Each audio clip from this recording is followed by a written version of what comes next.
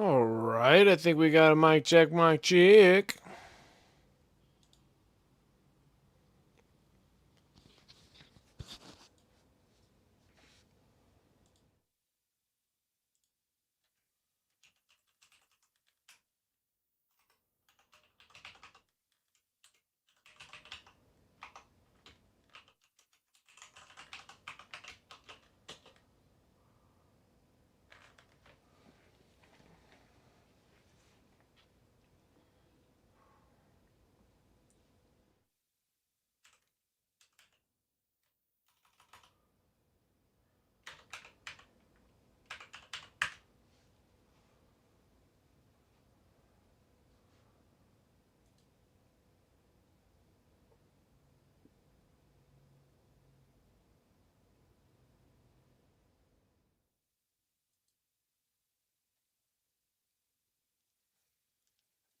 All right, good evening. What's up, Dragoon? How's everyone doing today? All right.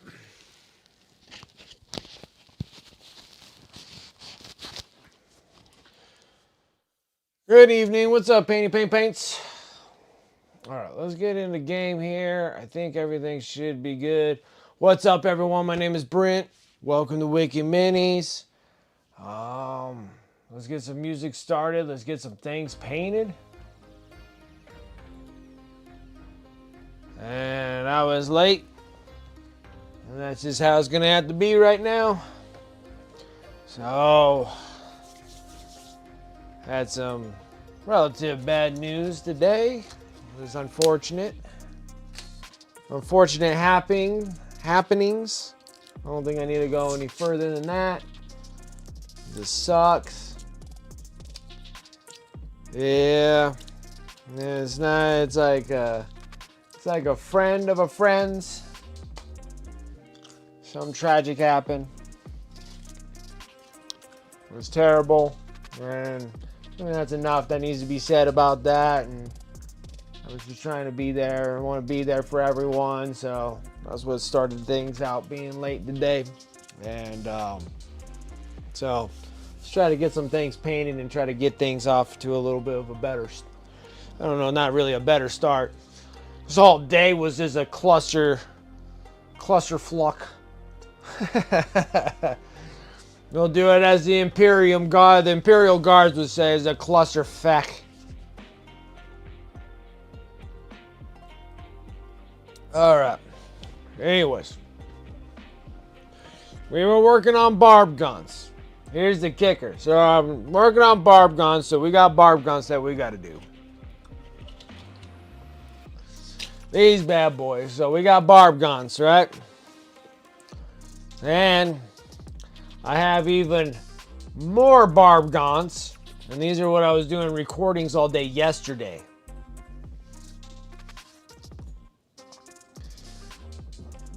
And then I found out that it's better to remove their stinking arm to paint the things. Because I was struggling just trying to get blue paint on just two of these dudes. And we should have just popped off the arms.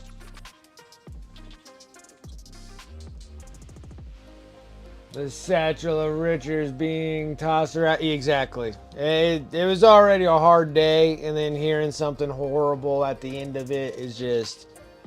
It's just like, man. Like... Man. This sucks. It sucks really bad. So... Keep it at that. And let's try to get some painting done, you know? Try to get some painting done. Just something. I can either sit and wallow about it, or we can try to freaking paint some things. Either way, I'm going to paint whether I'm going to stream or not stream. So that's what it looks like when you have like the actual gun on there. But when the gun's popped off, makes the model way easier to do. So these are the ones that I was doing recordings of because I got to do the Combat Patrol magazine. My son finally being better at not being so sick. He was sick. I mean, golly, it was like 2 weeks of just being sick. We had to finally second time taking him to old urgent care and stuff, and finally got him some antibiotics, and then he started feeling much better afterwards. I mean, he had just a nasty infection in his respiratory system. I mean, there were just nasty coughs, like almost to the point of being like pneumonia.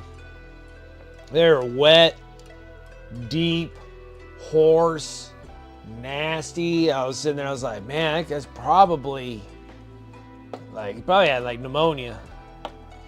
So he got antibiotics. He's feeling better because I'm running behind on making my recordings with me and him playing. So we have to play the missions, and then those Barbgaunts are out of magazine number 6. Already finished number 5. So I just did the full recording on this Ultra Bro. And this is that limited model that comes in the magazine. He's a sergeant though. So it's not like he's a lieutenant or anything. He's literally a sergeant. And he's supposed to replace the sergeant that you have. So, got him done. This is number 5. Number 4 was paints. So it's just paints. And then 3 were the Infernus squad themselves, which I have all those guys all done. And then so me and my son have to play 3, 4, 5, and I'm almost done with 6, so we'll play 6. And then when we get into 7 is Termagants for the magazines, but 7 and 8 make a group of 10 Termagants, so that won't be too bad. 9 is paints, and then 10 is the librarian for Space Bros. And then once we get all the way up to 20, then we actually get to do a different combat patrol box, but that's literally 2 combat patrol boxes we're going to be finishing up. So as the magazines come, we're going to get them done. What's up, Antifreeze? How's it going? Okay, so I'm going to put these guys off to the side. Okay. Then we're going to start over from square one. Because I've been doing recordings on freaking Barbgaunts and then doing this as well. So, I'm going to pop this off. I was pretty close to getting everything on the inside of this thing done. But I've noticed that with the arm popped off, it made life so much easier. So, super glad that these things are not glued. Gluing, if these things were glued together, I mean, they're capable of being done because I already did 2 of them, but it's way easier when these things are off.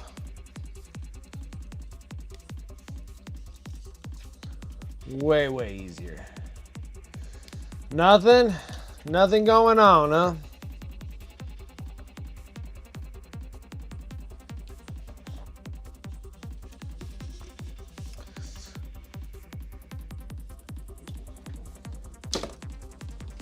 All right.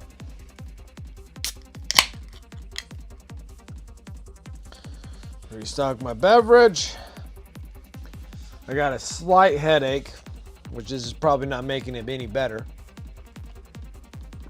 Well, let me try to switch over to multi-stream. Just make sure I'm catching everybody from Mr. Hobby stuff to come in. Absolutely. You started another big night? Painting a big night or building a big night? All right. Let's get some Barbgaunts going. So I was kind of just playing around painting another big night. Okay. All right. Getting some work done.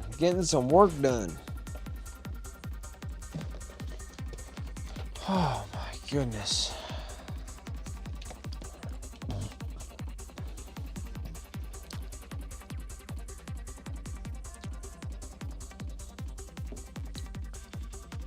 Okay.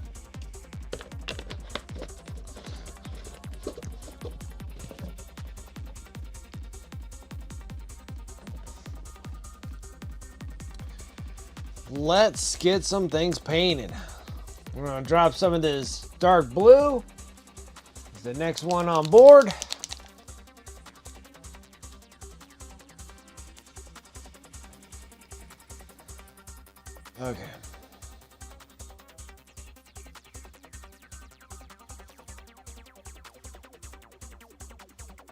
like starting the combat patrol magazine, doing Tyranids and Space Marines, and then on top of me doing like a whole massive amount of Tyranids on top.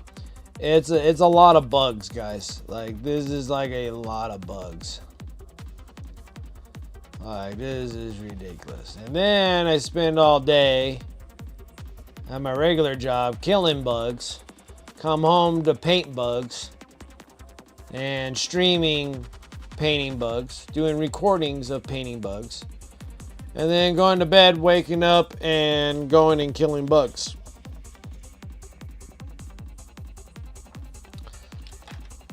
It's a lot of bugs, man. Like, this is a lot of bugs. It's a lot of bugs.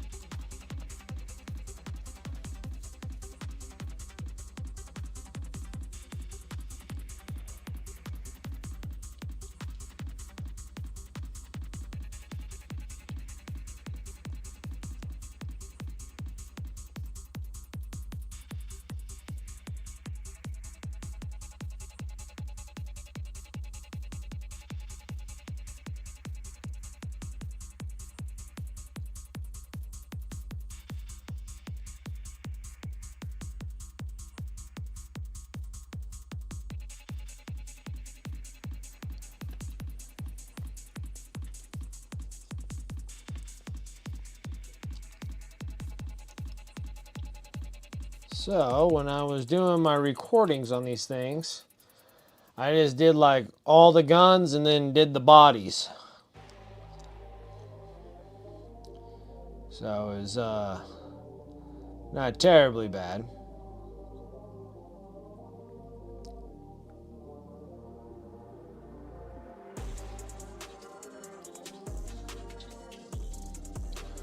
Man, can you believe? It is a buggy kind of life, man. It's crazy. I kill bugs all day. I paint bugs all night. It's just an onslaught of just bugs. So, but it's only for a short period of time because the Combat Patrol magazines will eventually, you know, stop making the Combat Patrol of Tyranids and Space Bros, but I'm about like halfway there. So I got, you know, the first 10 magazines that I got to do, and then some of them are Space Bros. So it's not all bugs. So that is kind of a nice little breather to paint some Space Bros. And then the other ones are painting the Tyranid stuff. But it's like I'm halfway there, so we got like 10. I got 10 Combat Patrol magazines. Pretty soon here, we're gonna be starting a new month, and then I'll be getting another boxes of Combat Patrol magazines.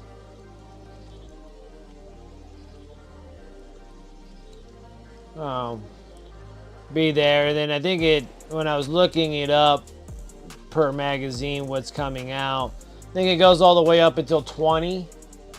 So once you get up to like 20, you're pretty much done with the Tyranids and the Space Bros. But it's gonna be nice because that'll be a whole Combat Patrol box done up into 20, and then the next set I think it'll be a little bit more interesting because the next set will be Eldar. So we got the regular Eldari, and the Chaos Space Marines. And in my mind, I think it's gonna work out perfect when I start doing the recordings, will be paint scheme for the Eldars will be the Corsairs. And then the Chaos Space Marines will be the Red Corsairs. And then it'll be Corsairs versus Corsairs. I think that'd be kind of cool.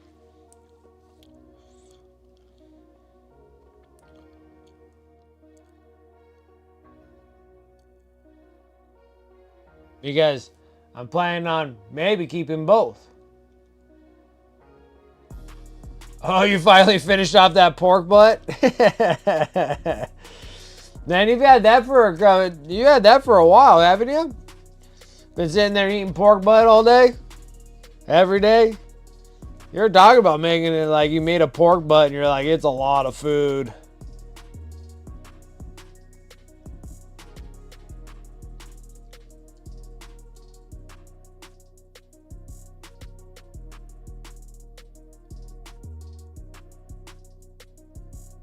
Oh, you posted a video this weekend? Me and Annie will need to duel at midnight with smokers.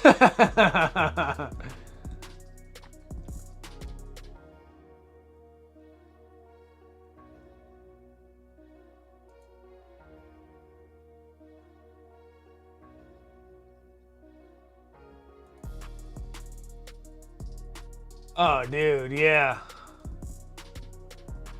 Oh yeah, that's a hell of a pork butt you got there. Oh yeah, you got tons of pulled pork, man.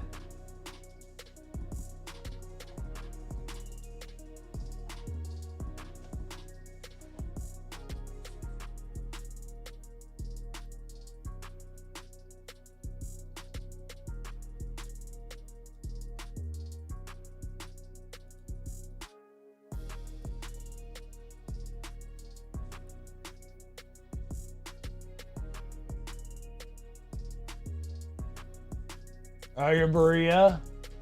Oh, I bet it was. Yeah, I saw that antifreeze. It looks good, man. Hey, that's a hell of a pork butt. All that pulled pork, and then you made some tacos. Yeah, pulled pork tacos. That sounds good.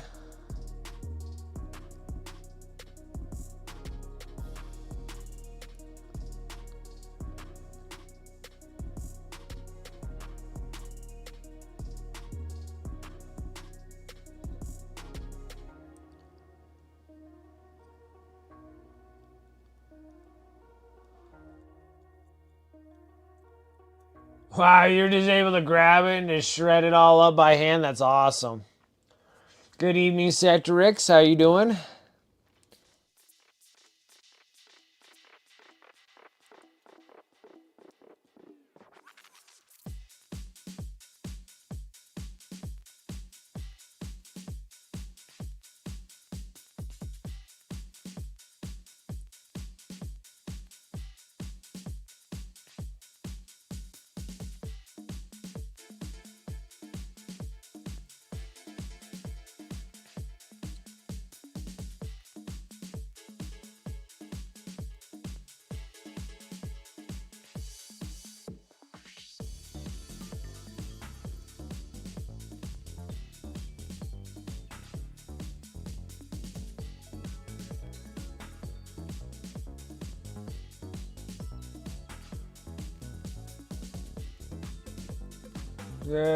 Oh, you're doing some coding and stuff? That's always intrigued me. Is doing coding. Nice. Just look at it correctly and falls apart. That's nice too. No, it's nice when they just fall out, you know, just fall to pieces. That's awesome. Like, I'm on the big TV, huh? It's always nice being on the silver screens, I tell you. Always nice being on the silver screens.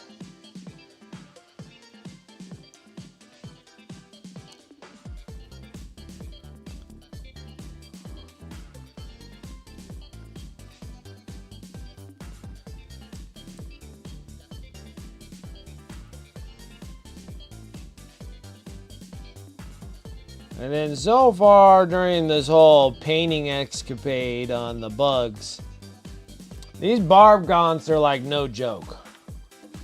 Like they kind of suck to paint, really. They really haven't been. I mean, I can't say they're not fun, but they do pose their challenges. A lot of hard carapace on this thing. But thankfully, it's only 5, right? So, can't be too bad. Not like I'm painting 20 of them. Just painting 10 of them. Just 5. 5 on the stream, 5 doing the recordings. I'm already working on Combat Patrol magazine number 6. This is where I'm at on the Barbgaunt. Did all the reds. Got the blues. We still got to do that white blue for the edge highlights on them. But they're almost there.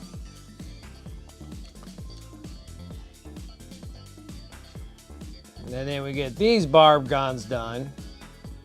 And then we're just down to the Winged Tyranid Prime. And then we got 1 Combat Patrol box done in the Behemoth Hivefleet color scheme, which is cool. And then we'll do the next one will be the Leviathan Hivefleet. And already got like the Psychophage and the Tyranid Wing Prime already done in the Leviathan. So it'll be back to Barbgaunts again.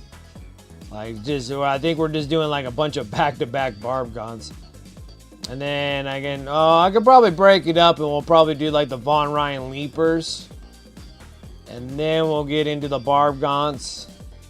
And then get the Barbgaunts done in Leviathan, which they're already about right where we're at right now. Like where I'm at here. They already have like their base color for the white. And like half of them are purple already. Just the regular purple. Dark purple. And then kind of move on to the Termagants. The whole whopping 20 of them.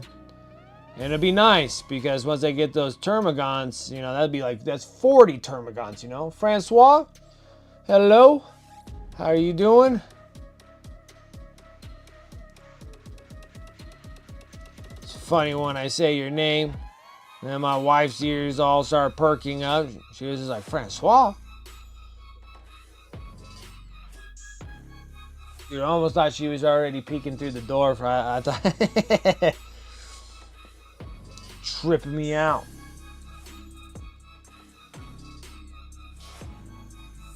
Alright.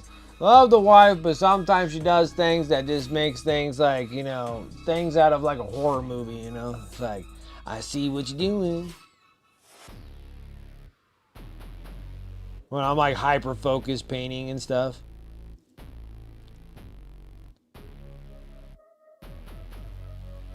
She just like peeks through the freaking door like something out of Conjuring and stuff. It's a bit much, you know? What's up, Chaotic Painting? How you doing, man?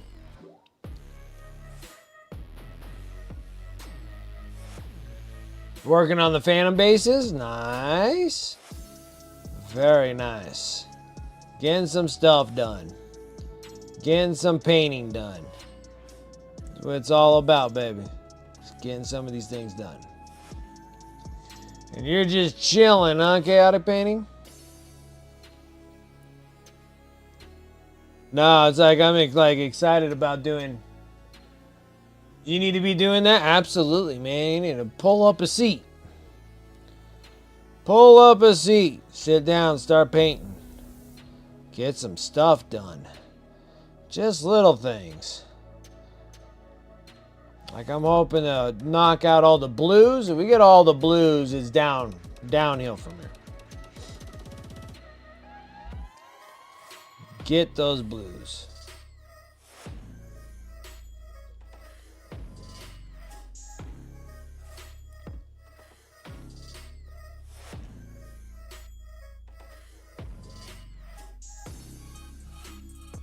Oh, you got the amp paints and the new paint rack?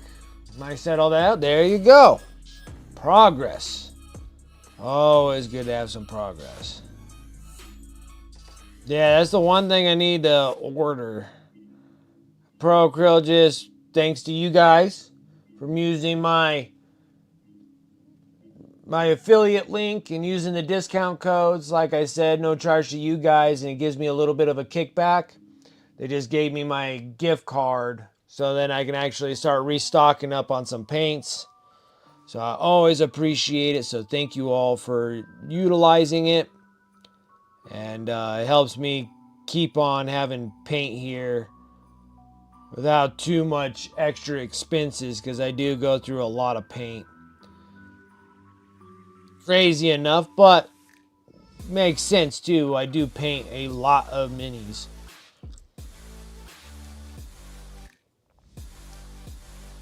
So, always appreciate it when you guys are getting stuff.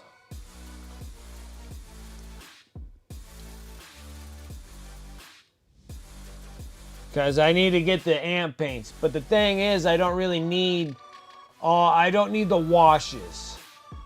I think I'm a little bit beyond doing acrylic washes. There's nothing wrong with acrylic washes. I just don't feel like messing around with acrylic washes, because you got to do things a little bit differently when you're doing acrylic washes. And I like the oil wash. I like being finished with my model, hit it with an oil wash, and just be done. So I kind of want to order all the paints and without the washes, which would be cool, because the new paints are like awesome. Little things is right. Like I got about 200 mushrooms on this base I'm working on. What? How come I don't primer my models? I prime my models. I don't paint it on straight gray, which then it almost makes me feel like, what happens if I do just paint it on straight gray? But yeah, I prime my models.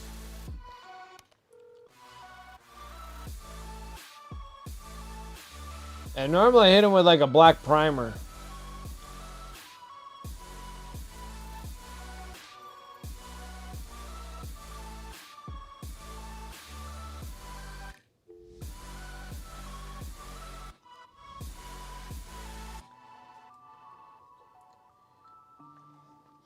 Oh, I think that's why. Because you're seeing it like this, right? Okay. All right. It makes sense. There's no prime on these. Oh, I get what you're talking about now. All right. Because I primed them like this. I primed them with the gun on it. And so I popped off the gun so I can actually reach the parts that I need to paint. So that's why, okay. All right, for a minute there, I'm like, I do prime my models. And then I started looking at it, I'm like, I get what you mean. Yes. So this part was just a part where the prime didn't touch, because this is the part where if you did paint it, no one's going to see it anyways. No, it just threw me off, because I'm sitting there, I'm like, what are you talking about? I'm like, oh, that makes sense. But yeah, it was all primed with the gun on it. So that's why you don't see it. And then I pop off the guns because I painted the first two on the last stream. When I painted the last one on the last stream, I had the gun on it, and it was a pain in the butt to reach this. And then I'm like, oh, they're popped together. Why am I being so dumb? So I unpopped them.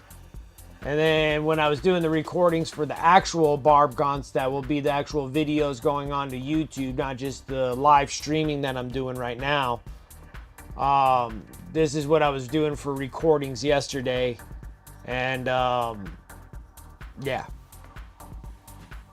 that was that. And I popped them off, and I was like, oh, this is so much easier to actually reach the parts that I'm after. But yeah, so these parts didn't get primed because the prime didn't touch them because they were attached to the model. All right, that makes a little bit more sense to me. Well, it keeps going on like this, man. I might just be painting straight on gray anyways, because, man, prime's been, like, sucking late. I'm almost done using up the Vallejo Prime. I think I'm done getting Vallejo Prime. That's the second bottle that I've been having a really tough time getting the Prime to stick to my miniatures. It's been like just beating up even after I wash the miniatures. It's like it just doesn't matter. So I'm almost thinking like just do the Mamico dealio and just straight out just varnish over the plastic and then freaking just start painting right on top of it.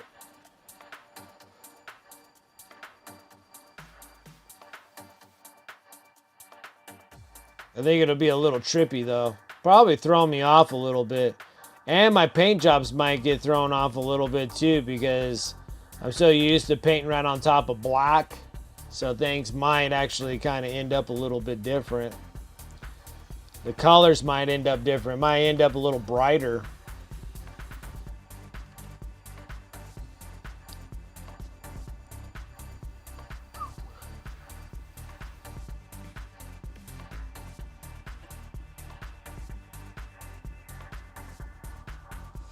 Cedric's, yeah, like I was struggling with it at the last one because these things were attached. Like when I was doing the stream, Friday?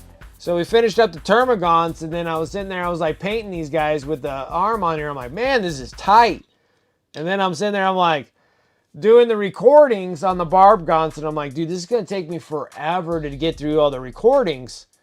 And then I popped off the arms and then it's huge, like a huge difference. Like just getting on the inside. Like this stuff here needs to be blue. You can reach it so easily. And then this part right here needs to be blue too. I can reach it with no ease. Like ease. And I'm like, oh my gosh. Should have done that from the very beginning. We would have actually probably made a lot more progress than me sitting there struggling trying to get the paint in these real tight areas. And then it just like it clicked on me one moment. I was sitting there, I was like, oh, they pop apart. I'm like, thank God I didn't glue them together, you know, they're pop togethers. So yeah. But even that was like a weekend think process. I sat there, I was sitting there, I'm like, there's got to be an easier way to do these Barbgaunts because I'm struggling with them.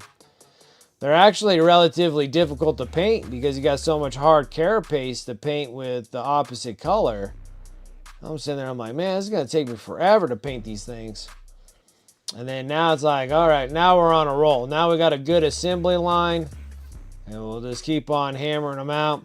Just the big thing when you do pop them apart, just make sure that you have them next to which figure it's going to get what. Because I think they all fit differently.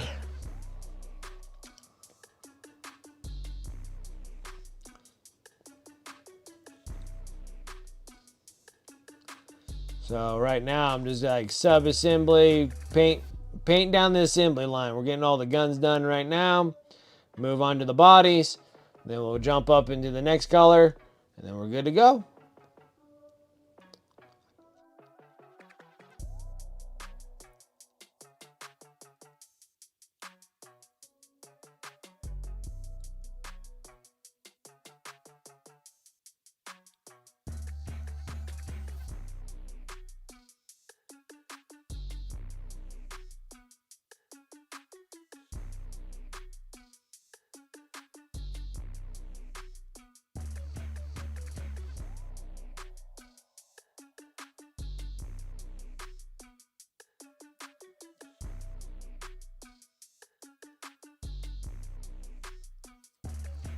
Whew. Sorry guys, a guy like this, like right when I got home from work, I was already running late anyways. I had a hellacious day at work killing bugs. And then I got home and I just like this little slight mild headache is like creeping up on me.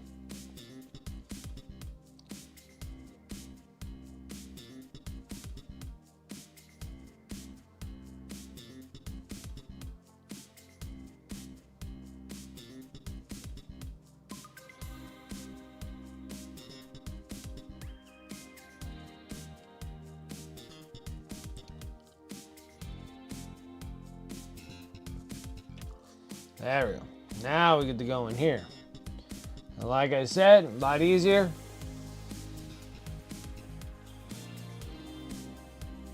I don't think so. It just got really, really hot. I think it hit up into 80 degrees like really fast. It's more heat. I think it's heat and dehydration is my problem. Which I'm constantly dehydrating myself anyways from the beverages I drink, but it gets this way. I start having a really hard time when the heat starts rising. Temperatures start going up and I start struggling a little bit, and I had like a long day, so I was in that gruesome heat. I like being like done with my day when it doesn't get like that hot. It was getting like really, really, really hot. And then being in full gear, pants, long sleeves, let alone long sleeves, but they're unbreathable long sleeves because you gotta have some form of repellent off of you. So they're waterproof, so you're just dying.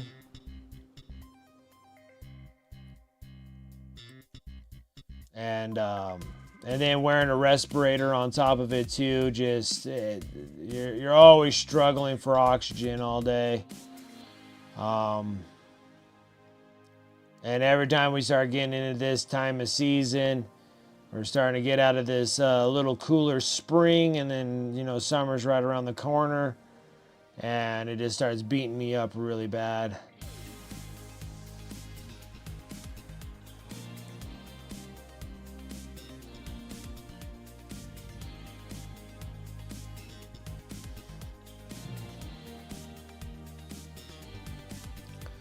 So the headaches start coming in first. And then it also doesn't help either that the pine trees are still pollinating really hard. And my allergies are just killing me. So, I mean, the pine trees are just in full bore. Like, just a slight breeze, you can just see this, like, film of yellow just floating through the air. You're just like, oh my gosh. My allergies are killing me.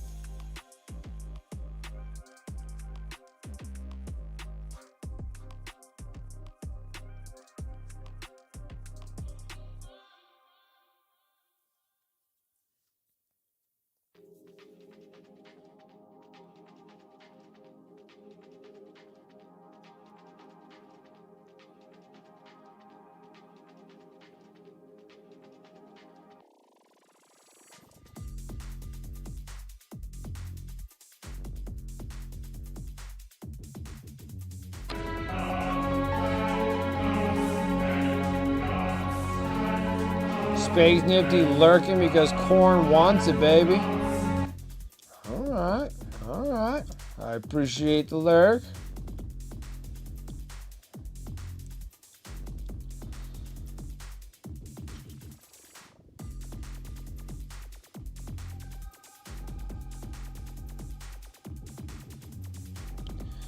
These guys are kind of weird too because they don't got eyeballs either.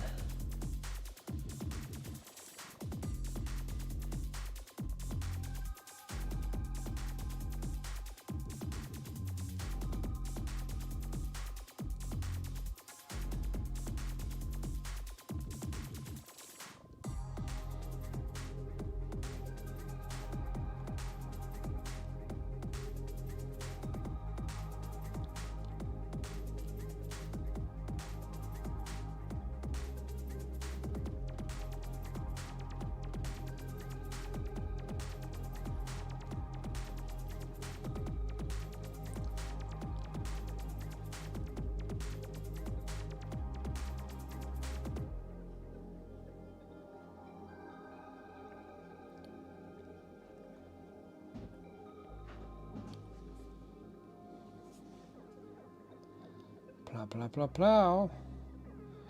So much blue.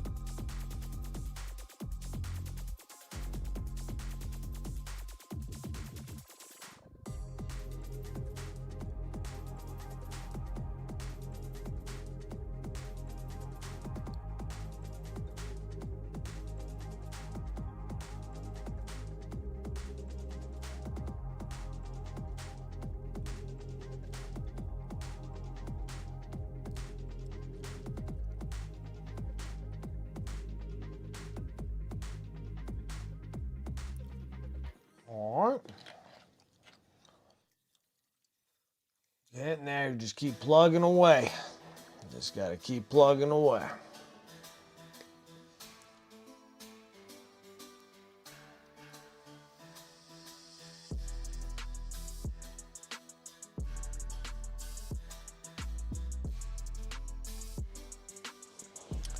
It's just these little things that we gotta get done, unfortunately.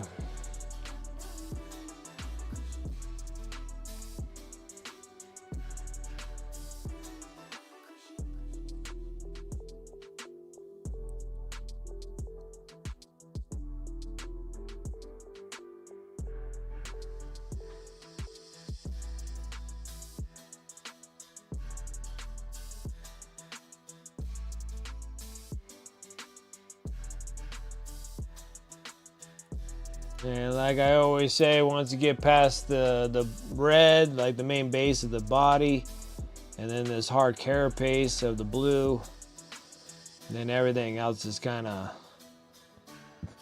goes by just a little bit quicker. This is the most like time consuming out of the bunch.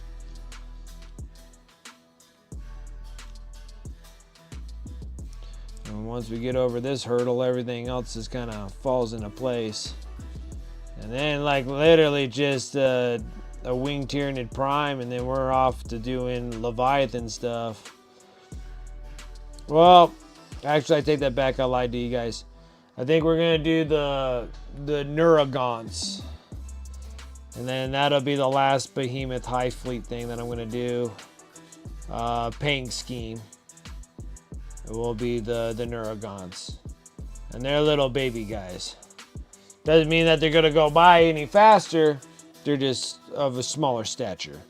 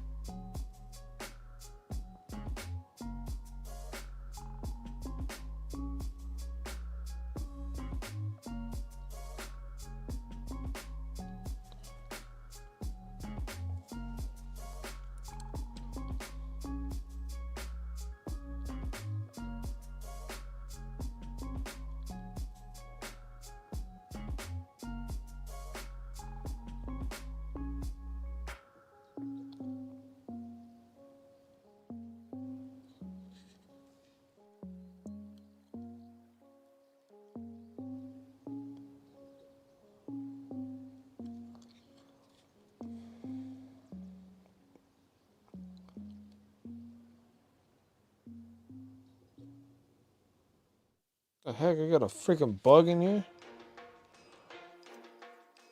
Oh my word.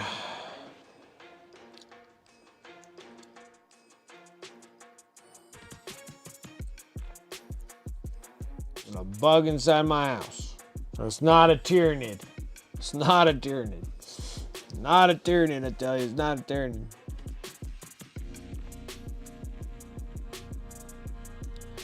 Man, how about them space wolves?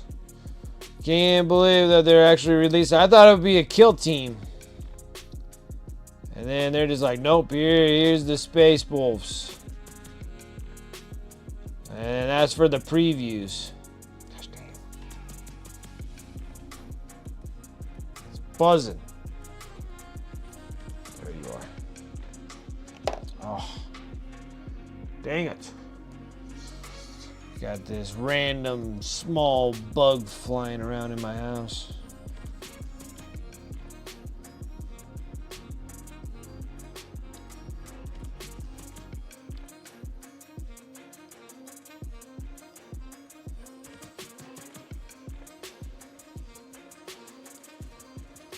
And technically, it probably just came from me anyways.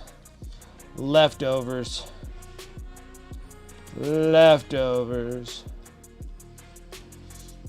But anyways, back to Space Wolves. I guess like on Sunday I was like, oh, you gotta be kidding me.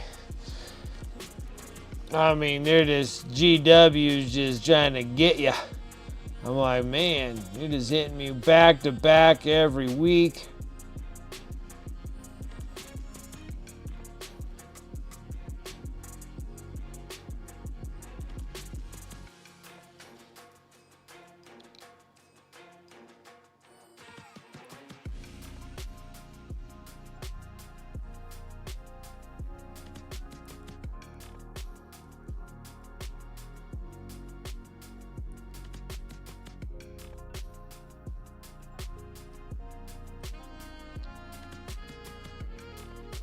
Like, get that Space Wolf box.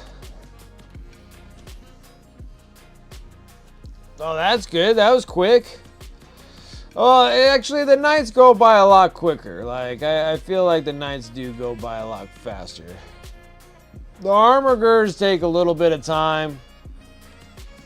And I think it's just because we got to do so many of them.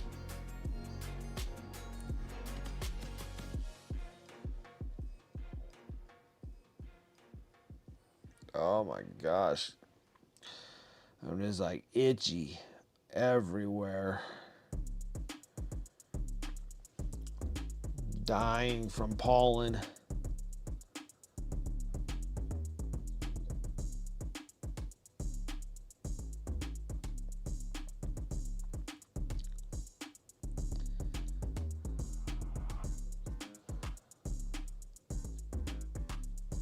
Oh, just like itchy all over.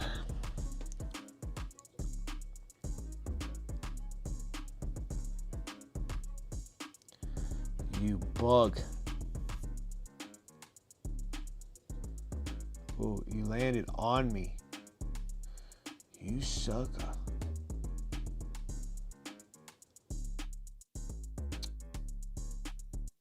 So far away.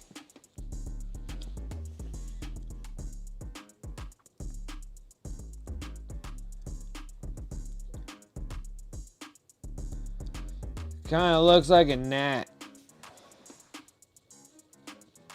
But it could possibly be a white fly too. Nasty ass, nasty old bugs.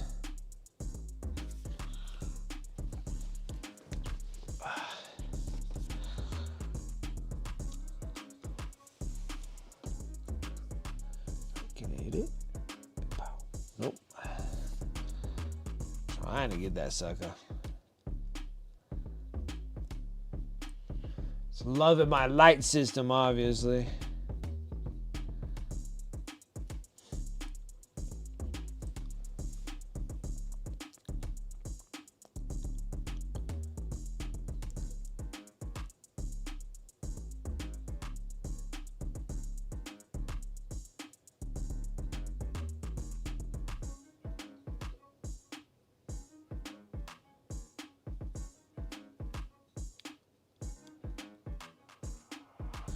So I'm finally getting a little low on my Wicked Mini stickers.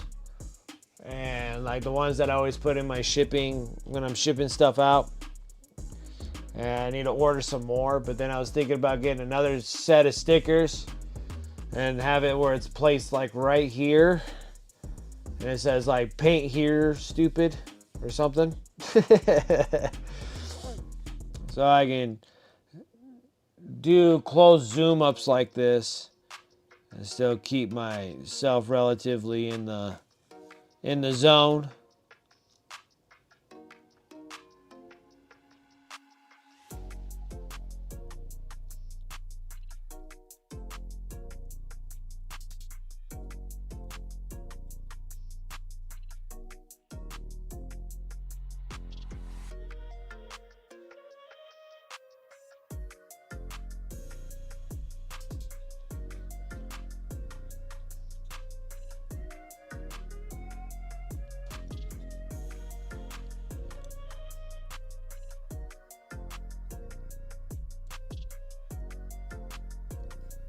Yep. Last one for the dark blue, and then we'll work our way up.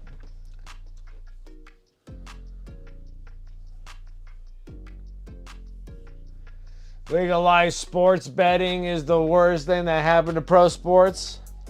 But hasn't it been like that for like a long time?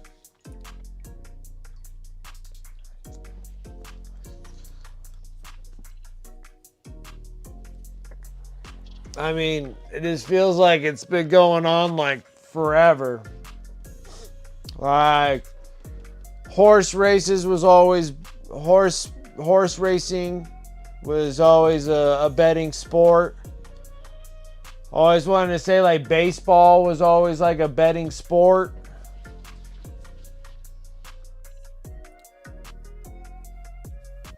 Oh, okay. Well, that's another thing that throws me off too, antifreeze. Like living in different states, like this state, like everything is legal for betting. Like you can, like before, I guess you can make bets on things. Like here, you would be able to make bets on the coin toss. Oh, I got the Super Bowl. Like that's actually a bet. If it's going to be heads or tails. It's like it's a 50% chance.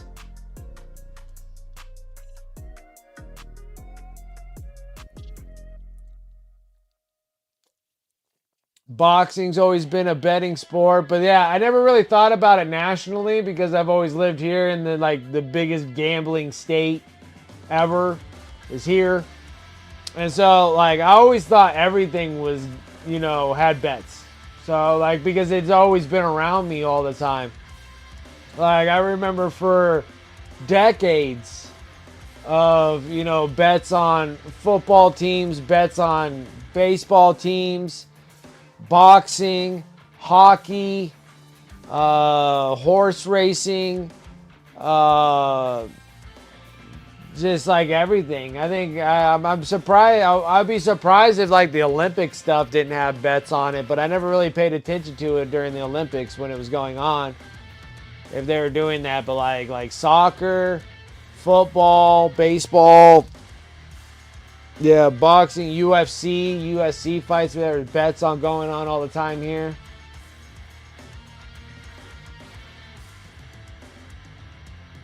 Oh, is this consumed so much now on the broadcast? Yeah, because I think I want to say in the last few years it was that they became a stock too.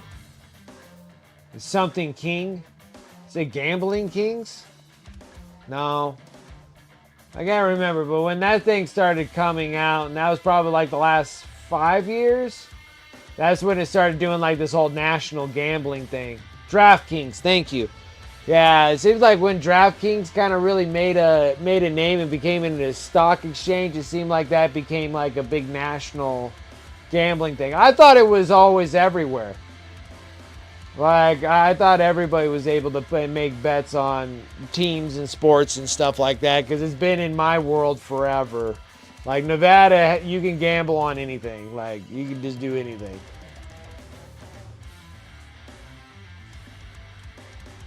Yeah, because they got to try to get you to go down and put some coin down on your favorite team. That's why. And it even breaks down even more than that. It's not just like, I hope my team, I'm going to put money on my team. It gets all the way to like players, yardage. Like if you're playing like football, it's like football's like you can bet on the teams. You can bet on the coin toss. You can bet on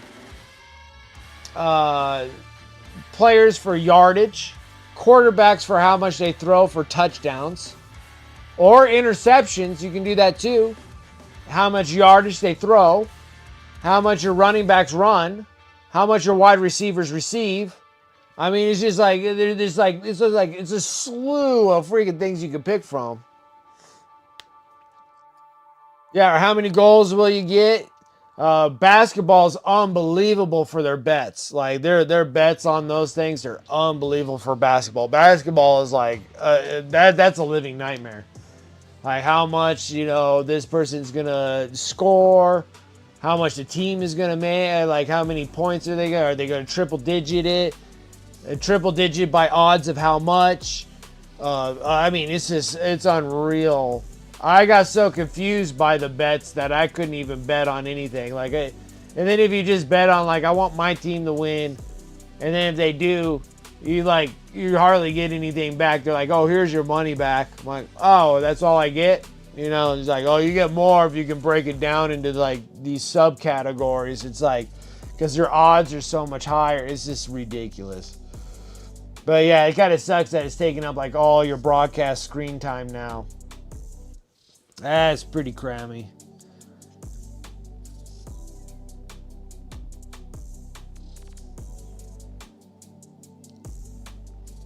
Almost like almost kind of like a subscription, you know, baiting kind of deal. They're like, you want to see this game? You know, if you want to see this game, freaking come place bets and then you can see the game.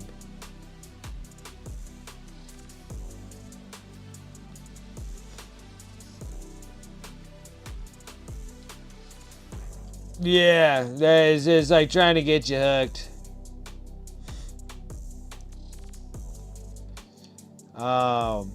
I remember back in the day, and that was when like Pacquiao. Like Pacquiao was like a big fighter, and then what's his name? What's the other boxers? Mayweather? Is it Mayweather? And not just that fight specifically between both of them, but their own individual fights. And like pay-per-view, when pay-per-view was like really expensive. Like you didn't want to pay for pay-per-view, but then like all the casinos all here and stuff would be like, oh, we got live pay-per-view.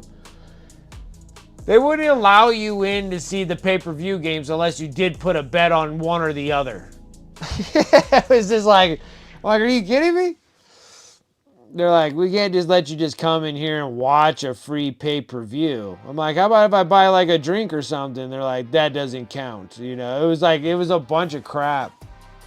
Like, they did that for a little bit. Like, they really honestly did. And then when the pay-per-views became a little bit cheaper, then it's like not as bad buying them at home. Like before, like streaming services started becoming like a real big popular thing.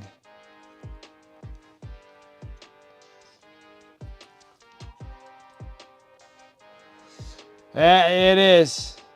And because they made it so confusing now. Now, like before, it was just like making bets on who would win.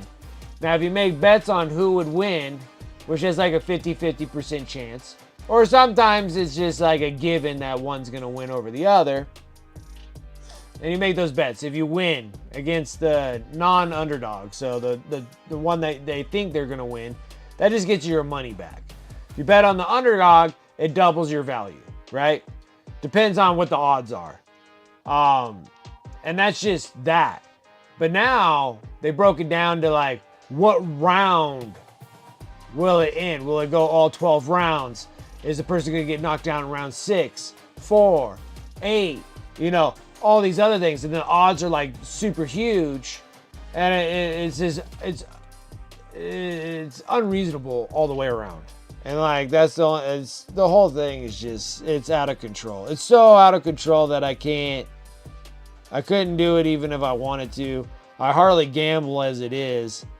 You know, you start growing up in gambling state, you start realizing how much you just, you know, $20 in your pocket is $20 more that you're going to get if you're going to gamble. So if you're going to gamble, you're going to lose that $20.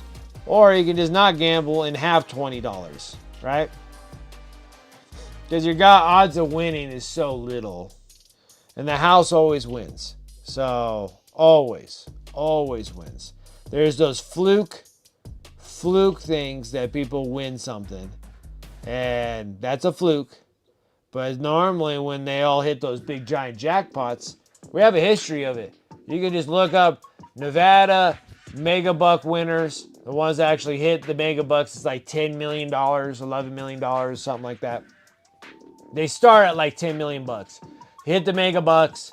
You look at all the past winners. Look at where they're at right now. They're all freaking broke. They're all broke. All broke.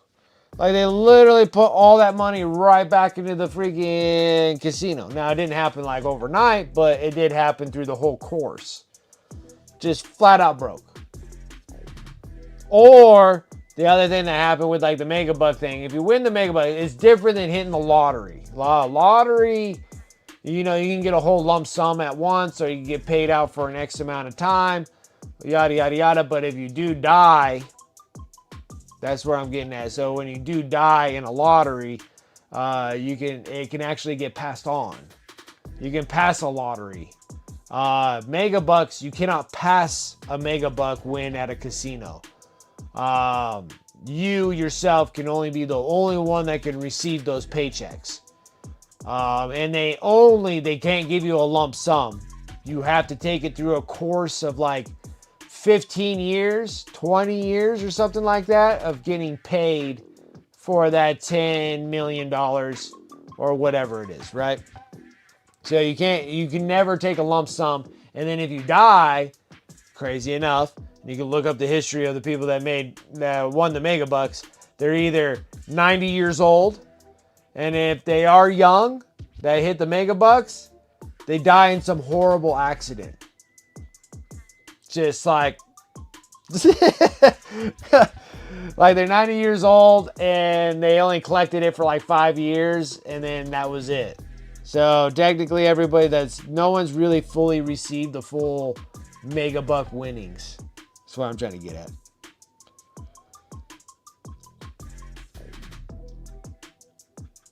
Freaking casino guys going and getting you whacked. You're getting whacked out here. You're in the desert. No one's gonna find you out in this desert. Except for maybe the Hills Have Eyes people. But they have a different kind of agenda.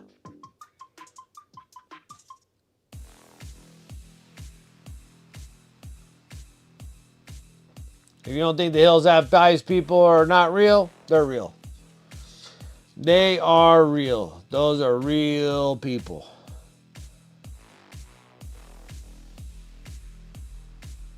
They're a rarity to see, but you do see them.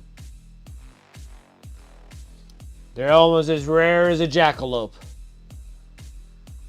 But they're more real than a jackalope.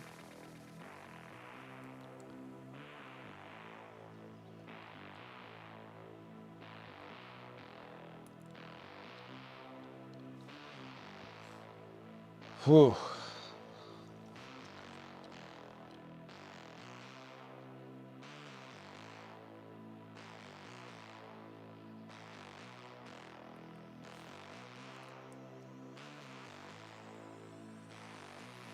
So many fights are fixed. Oh, for sure. I think the only ones that I don't think are fixed are the UFC fights. Those are almost like the ones that I do enjoy seeing. Some of them can look like they could be fixed. A lot of like the main events and stuff like that. But some of them look like they're like honest fights.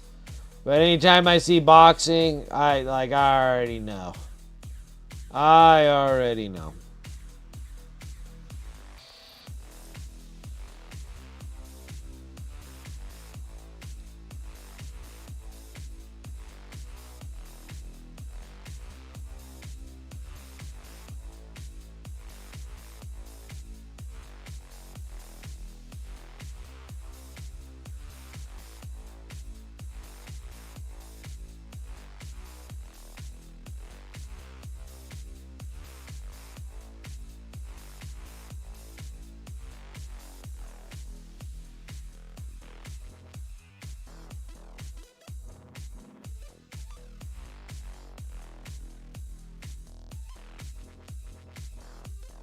Well, it's like I stopped buying like lottery tickets. Instead, I take whatever I was gonna buy for lottery tickets, and then I just buy crypto with it.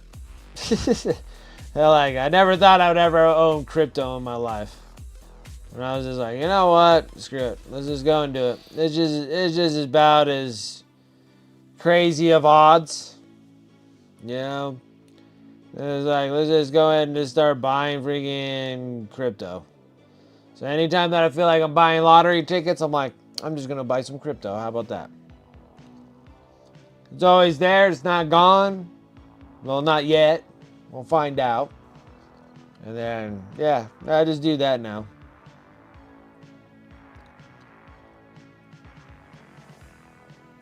Every so often, I'll get a little bug and I'll be like, it'd be kind of cool to try to hit the mega bucks. But the only way I can hit the mega bucks is I'm going to have to dress myself up as an old man with an oxygen tank. So they'll be like, oh, this guy's going to die relatively soon. We'll just let him win. Because if you go to a mega bucks thing for the it's a slot machine. And it has like the big megas on there. And if you go to that machine and you look up at the ceiling, there's like 15 cameras. It's the only place that has 15 cameras on one machine. One machine. I mean, the whole thing's just littered with lenses. Just looking. Just making sure that you are the one that wins that mega bucks. All the other ones, there's like a single camera here and there.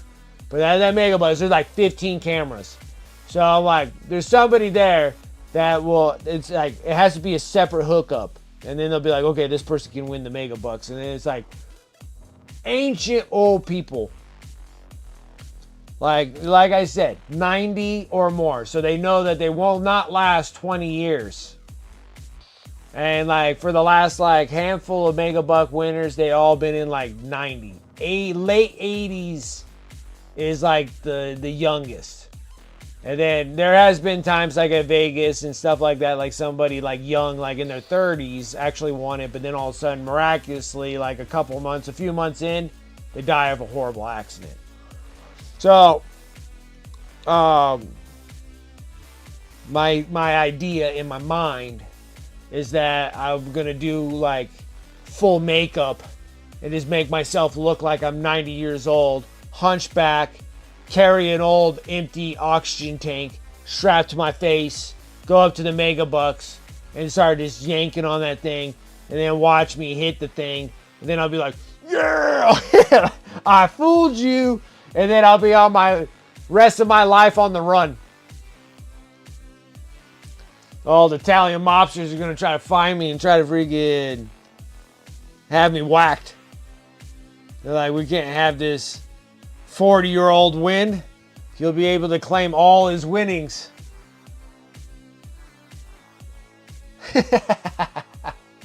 But that's a goal in mind. I think that'd be a great video. Record it and be like, I won, sucker. I'm like, nope. Just dress myself up like, you know, what's the guy from Jackass? Where he plays bad grandpa? Johnny Knoxville. And then like dress up like an old man just like him. And then go and try to hit the mega bucks.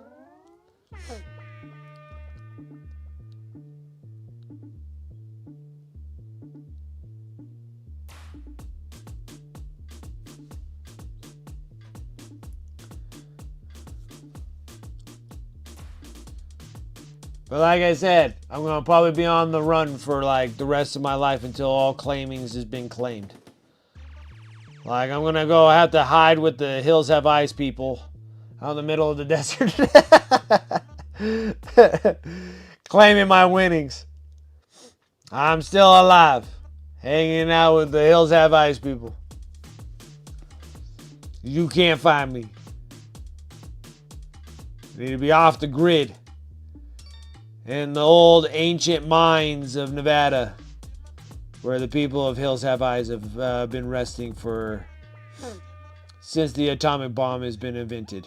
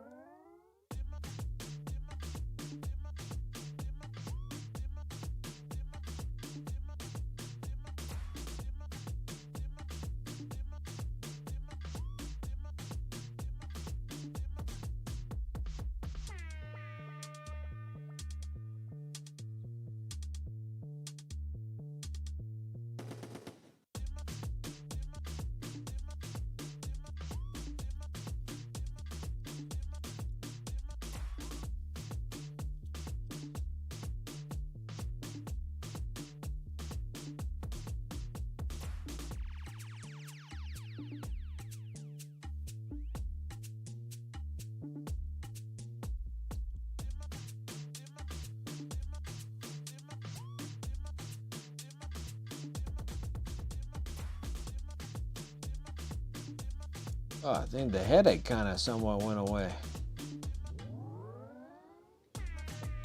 Looks a little better. A wee bit better.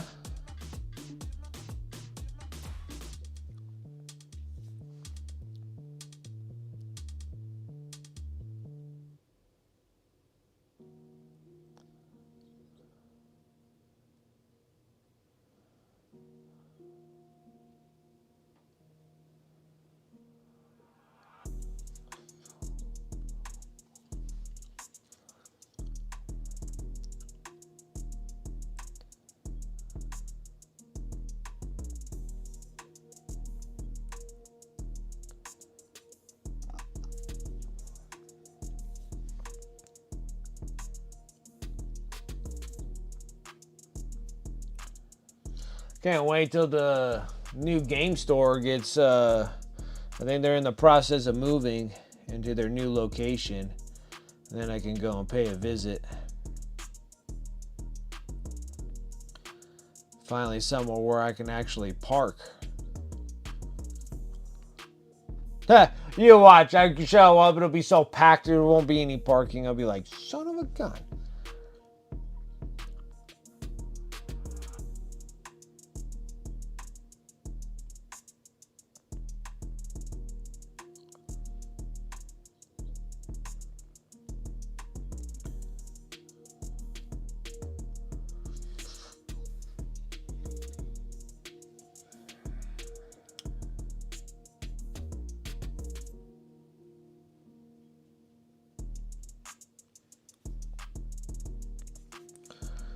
Almost.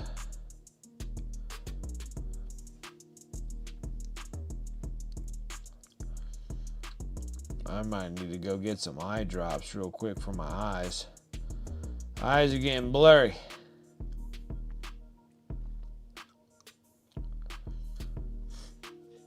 Allergies are just whooping me right now.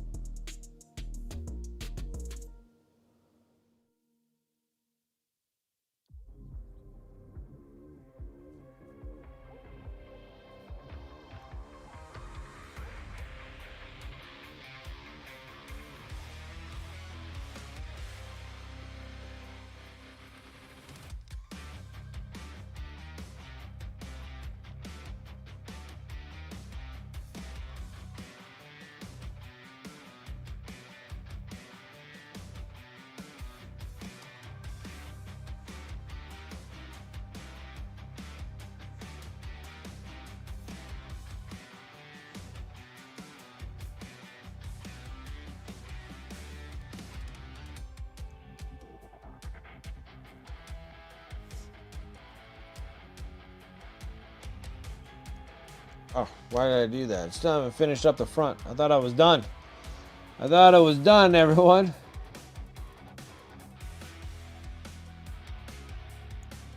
I thought I was done with the dark blue. We can move on to the next color.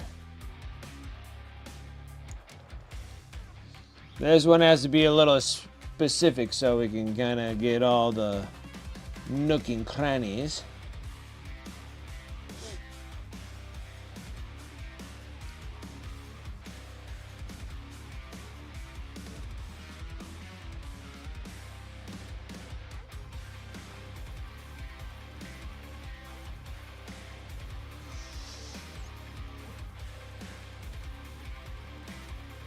All right, that looks good. So the next one is working on this little bad boy. And we're gonna be going into the regular blue, but I need to do something about my eyes. Like they're getting blurry. So I'll be right back.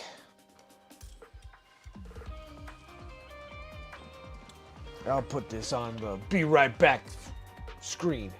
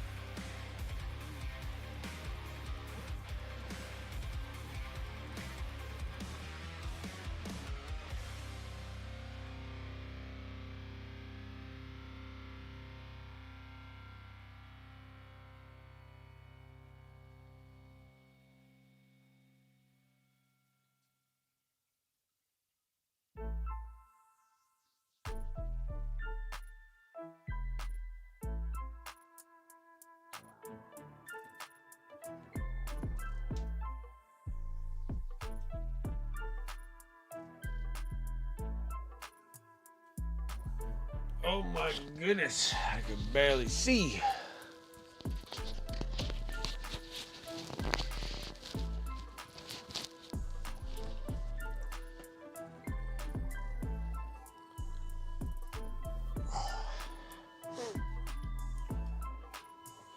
All right, we are back.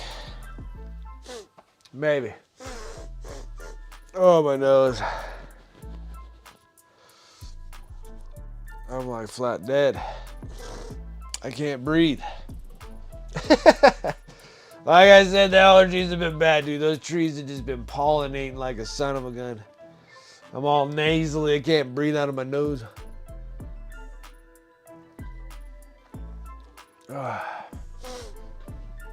Oh, goodness grief. All right, next one up. A little bit of blue. Gotta get the blue. I have some blue here. We'll see if this will be okay. Yeah, we could totally use this. Push the chunks up to the top. Get to the good stuff on the bottom here. Oh, my word.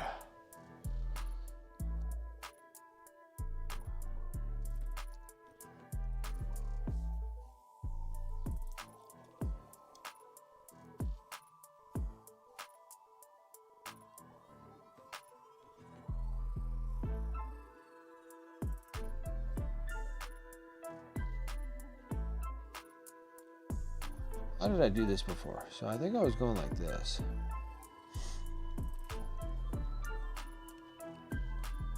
What I'm trying to do is just take up like half of where the dark blue is.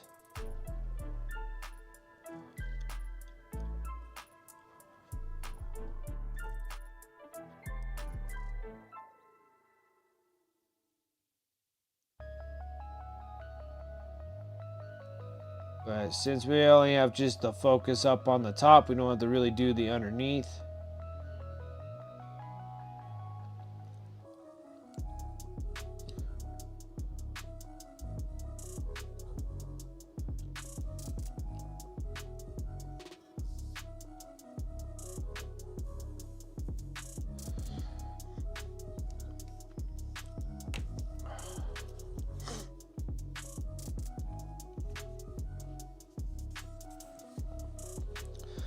But besides the preview, looks like on the preview we got the Space Wolves that'll be for pre-order for this coming Saturday. And then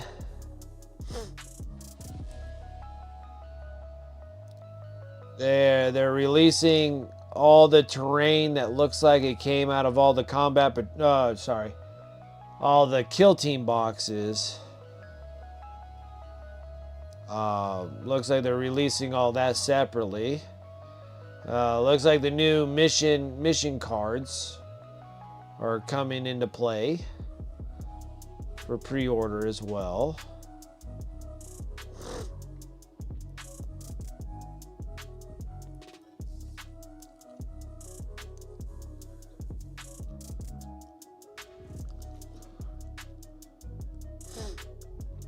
I'm sorry, I'm just like a sniffling mess.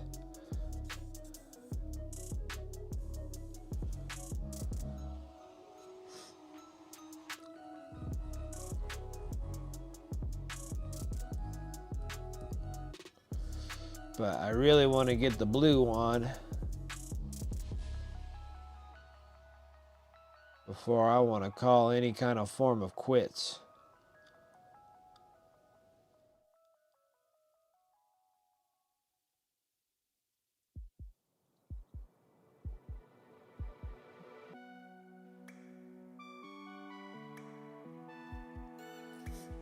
That's one good.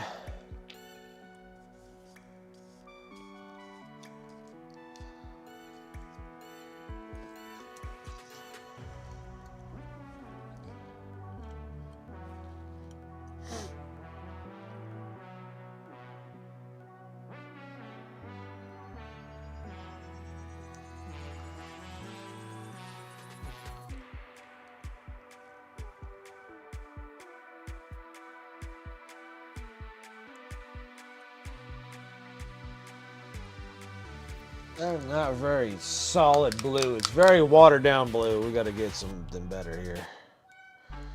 Gotta get something better.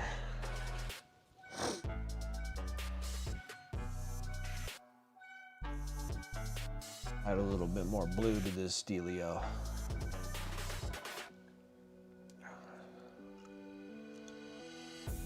Oh yeah, that's much better.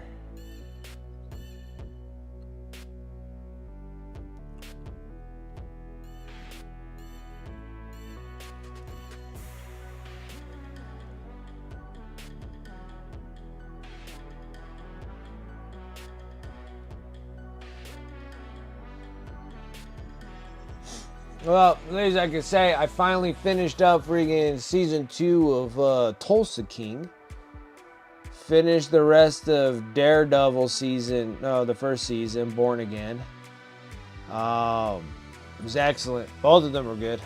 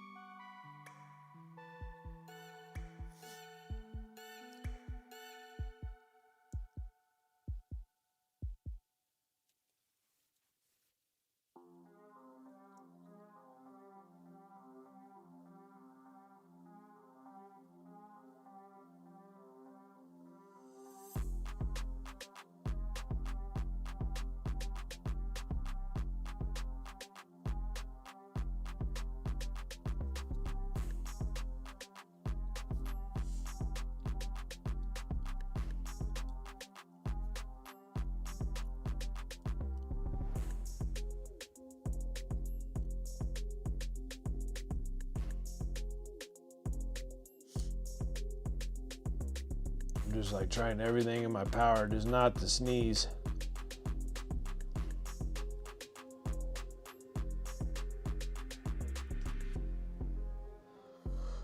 Whew. Might be the end of the world for me.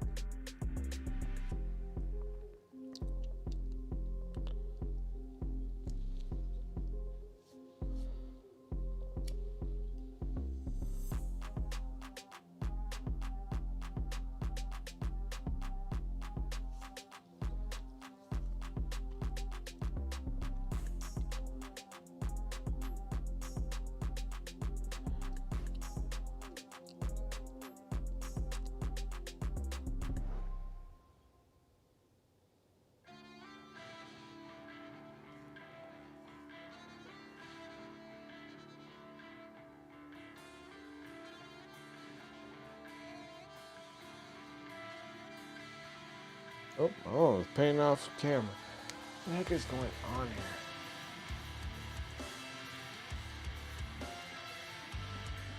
This is too much. There we go. Alright, now I got a little bit more freedom here. Because now I can kind of keep pushing it away from the camera. Like I said, the stickers will probably be a little bit helpful.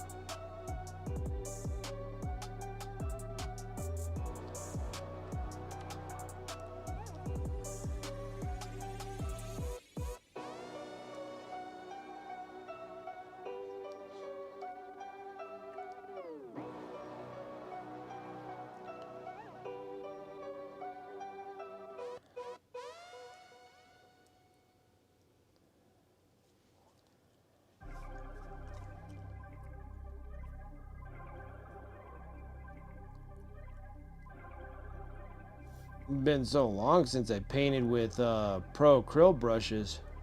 It's been kind of a nice little change. Took me a little while to get a little used to them. Cause like their bristle sizes are a little different than fox bites. Oh, I need to get this off of me.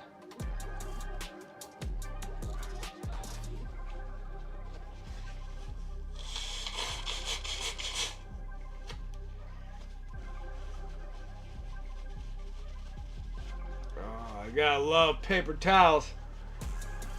It's like sandpaper to the nose. Oh, gives it the good itch.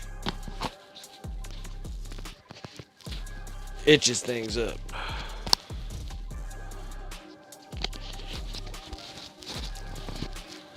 Goodness grief. Can't even get this thing on here.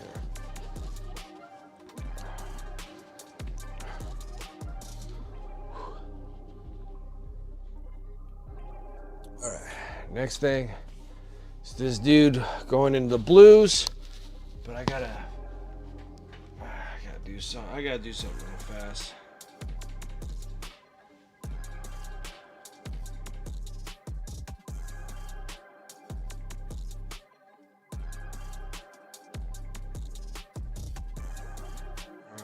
That's not it.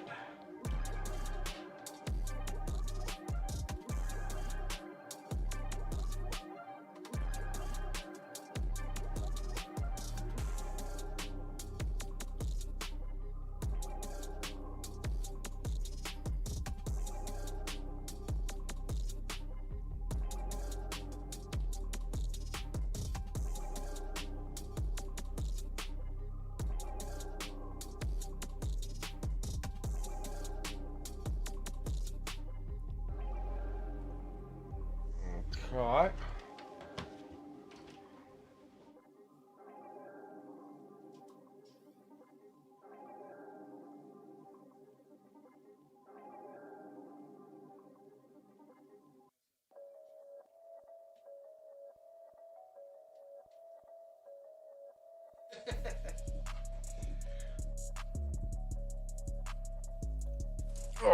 Oh, dang.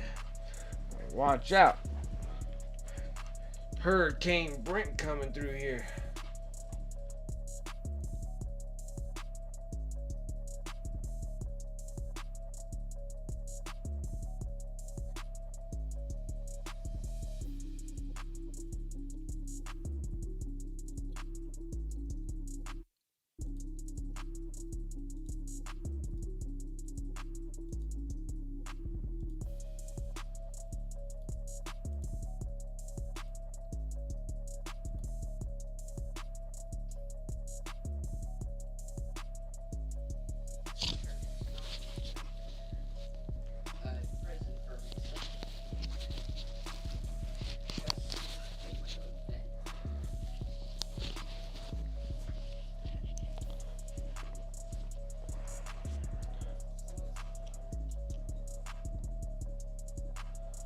All right, here we go.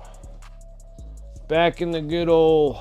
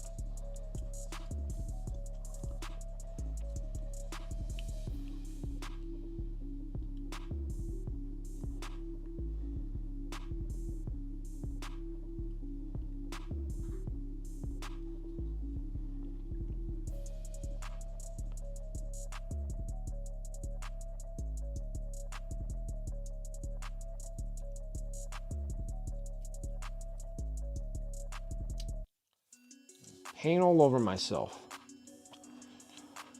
Same old song and dance, I tell you.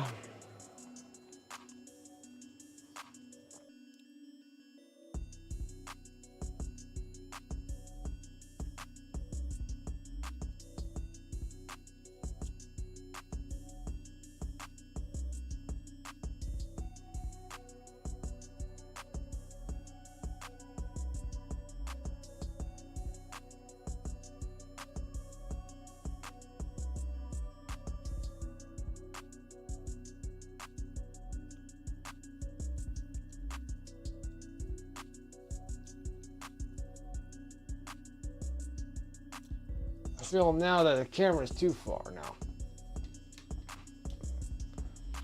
Right there. That feels a touch better.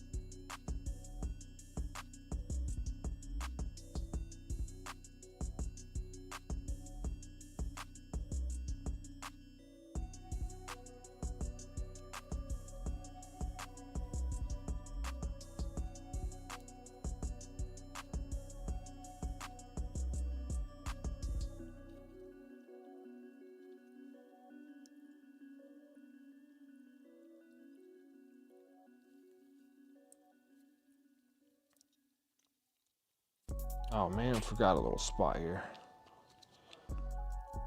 Still gotta go back into the dark blue here.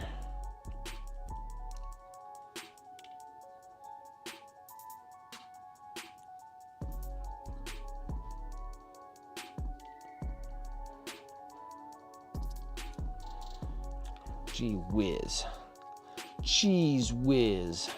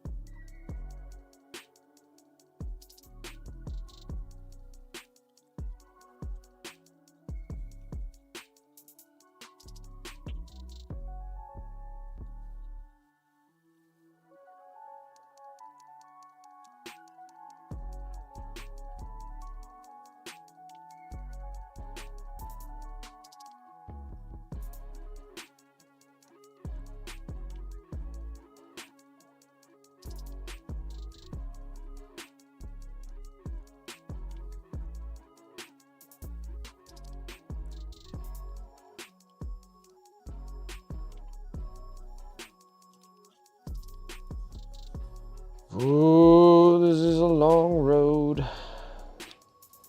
Satisfying road once it's done, but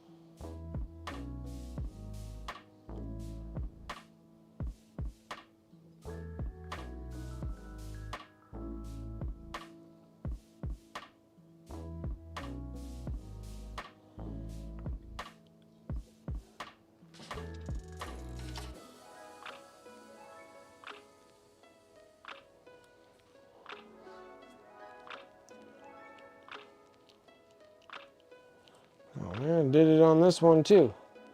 Missed a whole section of dark blue here.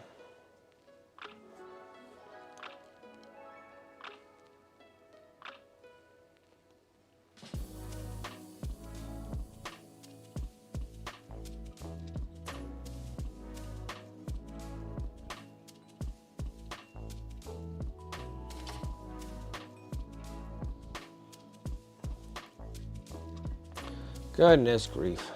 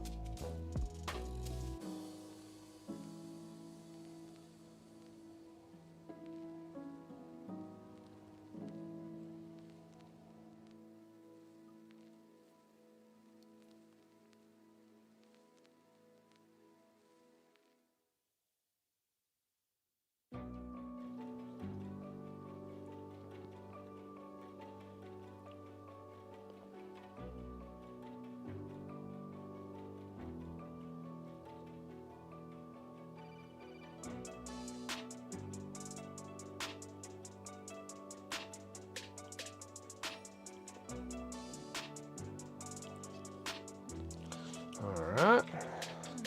The process is coming on a little bit faster, but we're getting there.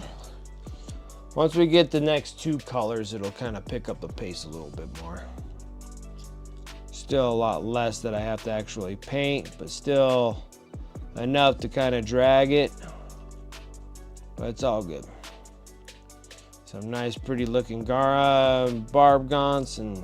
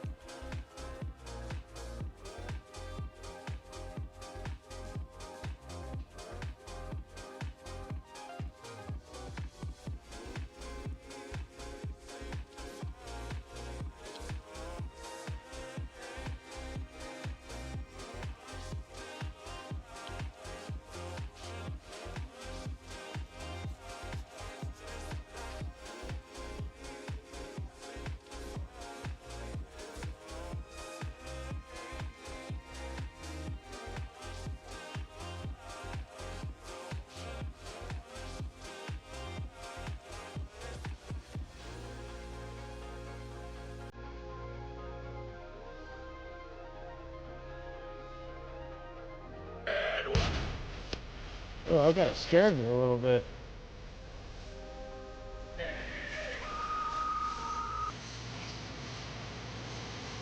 Useless Wizard, what is up? How's it going? Welcome, Raiders. Welcome, welcome. Thank you so much for that raid. How's everyone doing? Dark Depot raid. How's it going, Dark Depot? How was your stream? How was your stream? And then Useless Wizard, how was yours? What were you guys up to? What were you working on?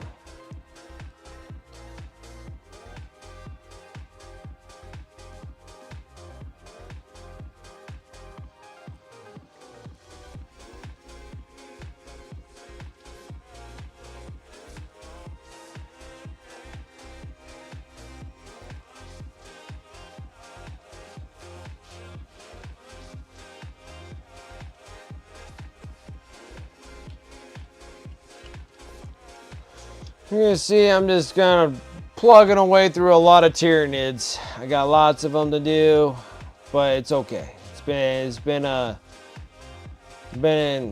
process.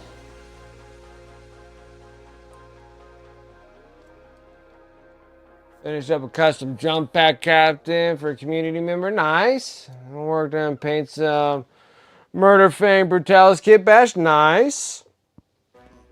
So Murder Fang, so you're getting excited about the Space Wolves going to be getting released? Getting some new Space Wolves in? I'm pretty sure that's what a Murder Fang is. That's part of the Space Wolf deal, right?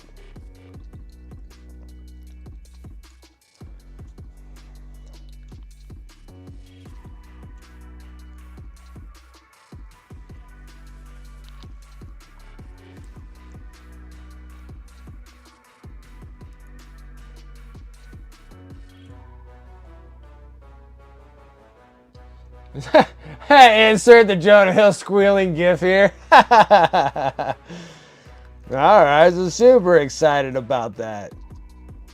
I think they look nice. I think they're great. Looks like you guys got some things that you actually do need. Like those priests. It looks like that priest is a pretty cool looking model.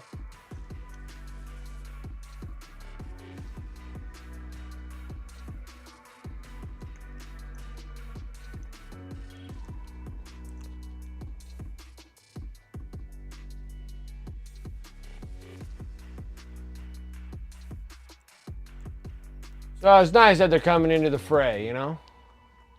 Wolf Priest, the no Logan, yeah, the new Logan model. That one looks really nice. Like they aesthetically, Space Wolves look excellent. Like aesthetically, even the old models look good. Like especially out of a Space Marine chapter, like Space Wolves do have like the best kind of aesthetic look to them. So I'm glad. It's been a long time. They need a little bit of update love on them. And then hopefully they'll drop a Lehman Russ on us too. It'll be pretty neat. It'd be nice. It'd be nice. If a Lehman Russ gets dropped, it'd be like, nice.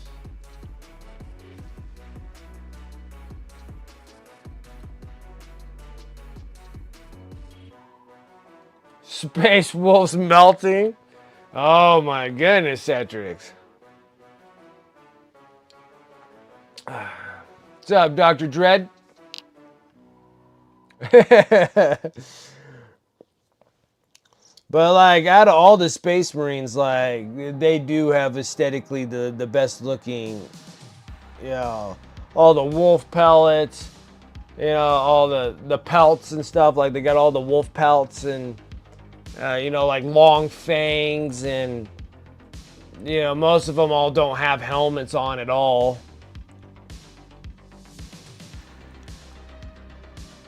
And I think they look neat.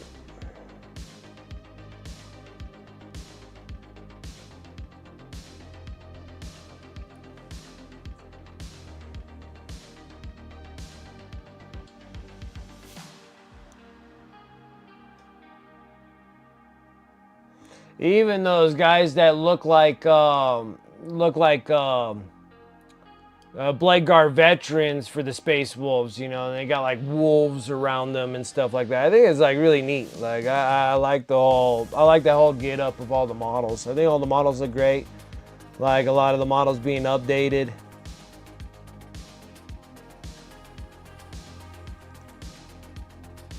And so hopefully they don't drag too long, because Space Wolves has a lot of models. So it'd be nice if they can actually like keep up with the updates on Space Wolves. Would be nice. Be like, here's a little taster, here's a little bit more, and hopefully they just kind of come along that process of like, you know, here's the taster, and then here's all the rest of them getting released. Would be cool. I'm hoping that they release them like they did for like the Adeptus Sortus or the Sisters of Battle. Like, I think they're like really neat. The banter is necessary for Thousand Suns. I get it. I get it.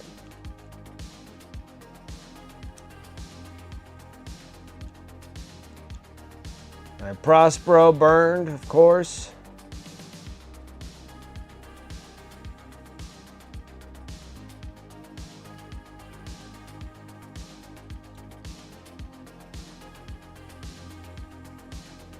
The Black Sands of a dead Thousand Suns. All in the Black Sands. Gotta make sure that you have some extra bits of the Thousand Suns so you can kind of put little bits and pieces of them here and there.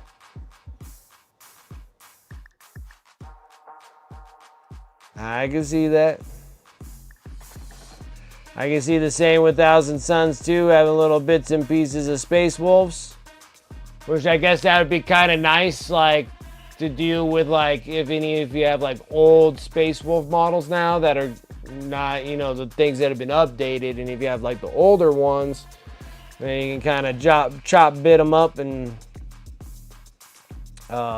put them on the bases.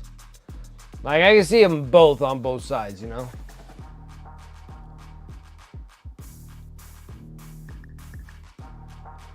You're like, funny enough, you're not buying the T-Suns Battle Force box?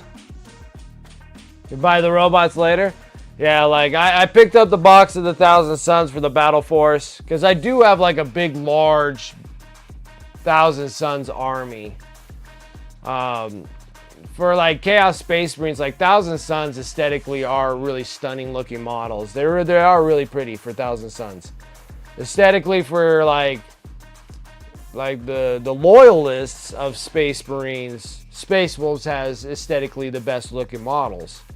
Like, I do like the like Dark Angels and stuff, like the cloak and all that kind of stuff, but aesthetically Space Wolves look the best out of all of them. And even when I did Ragnar Blackmane, when I painted that model, it was a lot of fun painting that model and having like ruins on the armor and on the blades. It's really neat. Like that's why I say, like, the aesthetics of Space Wolves is a nice, they're nice to paint too. The lore, because I don't know, mixed feelings about it, but the models themselves, they look really nice. And I'm totally getting the box of Space Wolves. I'm not going to play Space Wolves, but it's nice to have them on hand. Like I said the same thing about Emperor's Children. Like, I didn't want Emperor's Children, but I do have an Emperor's Children, the Army starting box, but I don't think I'll ever play Emperor's Children. But I figured that if somebody hits me up for commissions and be like, hey, do you got Emperor's Children? I'm like, yeah, I do. Let me build them real quick. Or the same thing with like Space Wolves. Like, hey, do you got these? I'm like, yeah, I do. Let me paint them up. You know, let me build them up and get them ready for paint. So it's pretty much getting the army boxes and like selling off the codexes because I don't really need them. And then to sell those off, that eases up on the army box. Like, I'm Blood Angels, Black Templars for Space Marines, and that's just where I'm sticking to. I ain't doing any more other different stuff. Like, I paint a bunch of different things, because even like the Combat Patrol magazine, I'm painting like, you know, Combat Patrol magazine, painting up Ultramarines again. Wasn't planning on painting more Ultramarines, but getting these guys done out of the Combat Patrol magazines, and then painting just the ludicrous amount of Tyranids that I have accumulated from 10th edition has been ridiculous. So that's why we've been sitting here working on Tyranids for days. But I gotta say, I did spend about like 5 months painting freaking orcs. From Orktober of last year to this year, painted a lot of orcs. That I'm actually, this Orktober, I'm going to take a little breather off of orcs. I'm not going to actually go jump back in, because got about 75% of my orcs painted up, so. And that was good. So I was like, that's good. I like that. I'll get back to orcs, because I have a feeling that when 12th edition, or 11th edition comes out, 11th edition comes out, I think we're going to be just like hammered with a bunch of orcs.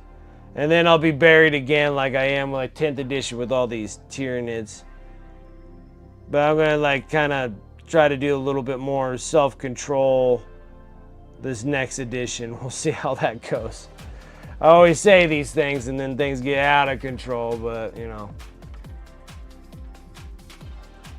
Too many Rubik Marines? Did it come with 20? Is it 20? Is there like 20 Rubik Marines in that? I think there's only 10 Rubik Marines, right? It's 10 Rubik Marines, 5 Scarab Terminators, the 3 Sorcerers, 4 Robots, 4 Sorcerers, 4 Robots, something like that. Hey, I'm just happy that that's not a box full of Zangers. Dude, I already got like 100 of them suckers. I don't need any more Zangers, dude. Zangers, Zangers, Zangers. I got like 100 Zangers.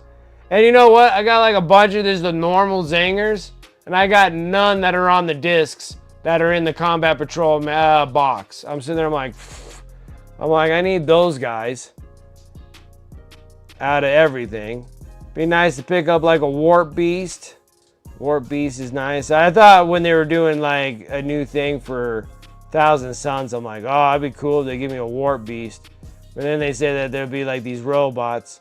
And then the thing is, like, out of everything out of the 1,000 Suns, I still not a, I don't know. I'll have to find out when I get the box and actually put the robots together, how I feel about it. But when I look at them, I don't know. Just feel, they feel, I don't know. I don't feel like there was like a whole lot of effort in them. Yeah, if that makes any sense. They're kind of lame duckish to me, but it might change a little bit more if I'm actually like physically seeing it. So sometimes when you see things on a picture, doesn't really equal up to what you actually get. And maybe I'm just talking it up a little bit more than it is, but yeah, those robots weren't something where I was just like, ooh, wow, you know. It was just more like, you know, I'm like, Especially how all the rest of the aesthetics of 1,000 Suns look so nice. Like, they look so good. So that's where I'm like, they don't look as good as the rest of them.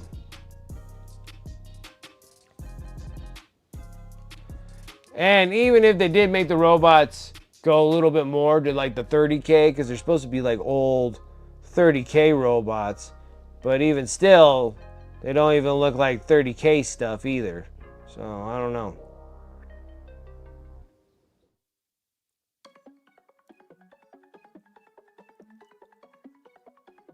I think maybe if they made them more in like Demon Engine kind of style, I think I like them a little bit better. Actually, thinking about it now, I don't think they have enough trim. The one thing that I complain about most when I'm painting, and I'm a big Chaos Space Marine fan, so like World Eaters are like my jam. Like those are my army. That is my army right there. is World Eaters. Like, I'm a big fan of World Eaters. And I always complain about trim. Trim. Oh my gosh. You can get trimmed out on Chaos Space Marines, that's for sure. But that's what makes it like so uniquely, they're so neat looking because of it, right? So, and maybe that's why there's something up with those robots. They don't have enough trim on them. Not enough trim. Go back to the drawing boards. They need to have trim on everything. You need to put trim on kneecaps. Like, it needs to have trim on everything.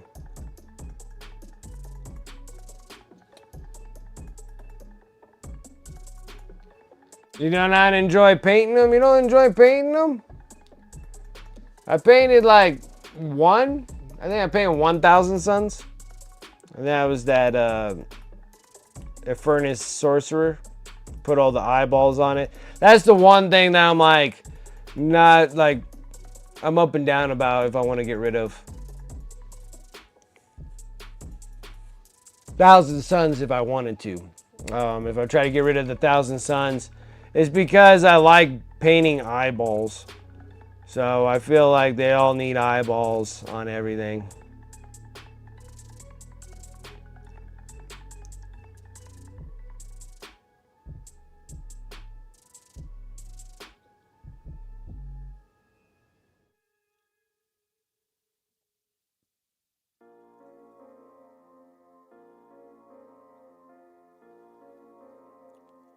But anyways, back to like the Space Wolves. I think it's a nice little starter. Hopefully they do drop Lehman Rust. That'd be kind of cool. Need kind of another Primarch. It's a little one-sided with the Chaos to the Heretics to the Loyalists. You got like all 4 Chaos Gods, and then you only have like 2 Primarchs. And at first I thought it'd be dropping like Vulcan or something, which I think that would be neat. And who knows, maybe they will. Don't know. But it feels like the Loyalists kind of need another, at least another Primarch to kind of even up the odds a little bit.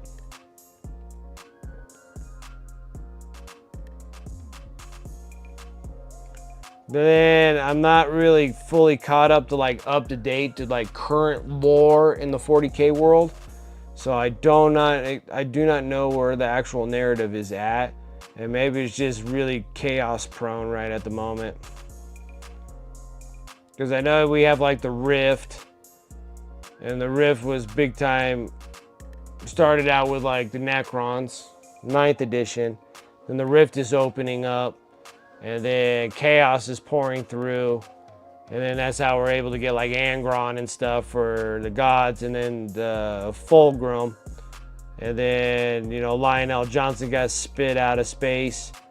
And then I was expecting like, you know, maybe Vulcan getting spit out of space.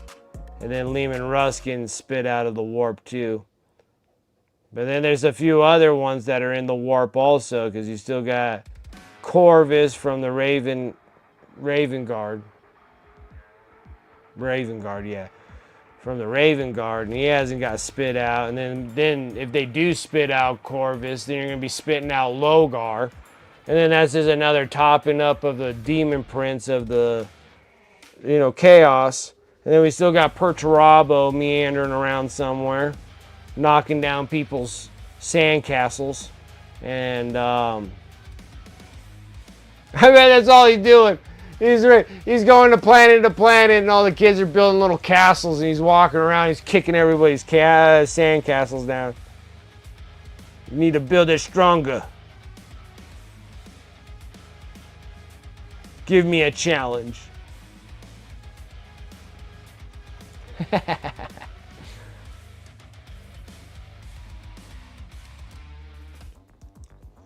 And like 1,000 Suns, I have a pretty good idea about.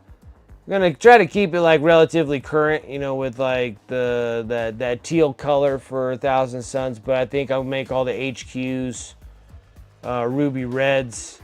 I'm just still kind of looking around for the right paint for the ruby red.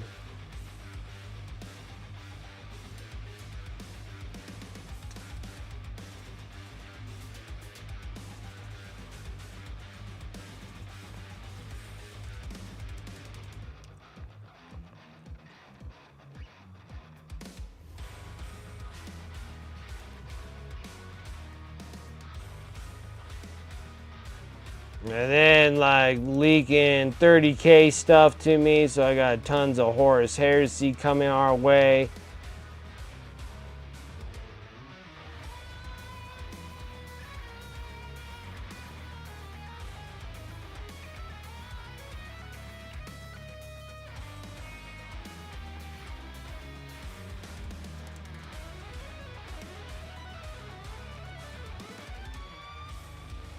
But still really exciting about Space Wolves getting an update. Like, they've been needing it. I know all the Space Wolf fans have been complaining about not getting updates for them. And then now finally starting to work around on the Space Wolves, so it's pretty exciting. It's just nice. I like when GW is like updating their models because they are old.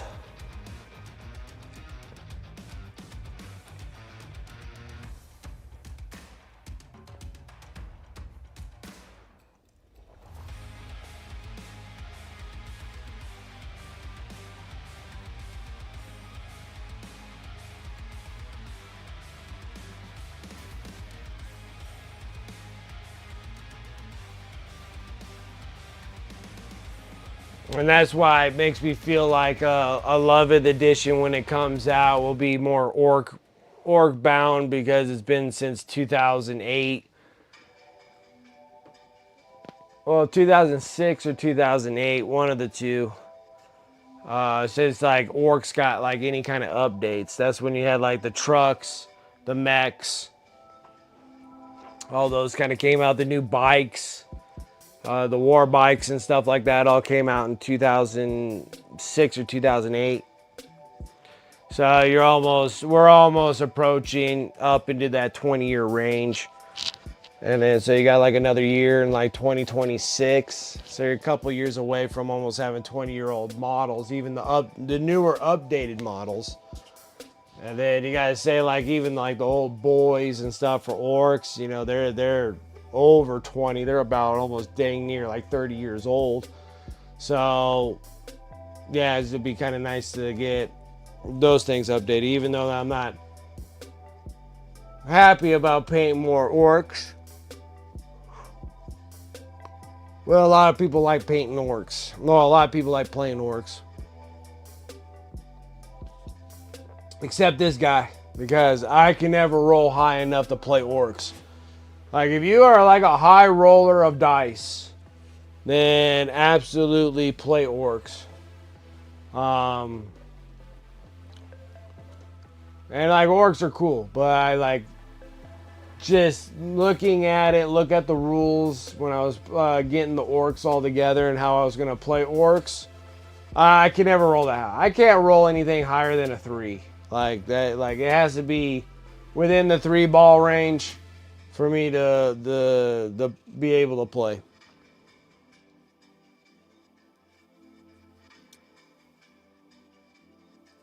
Yep.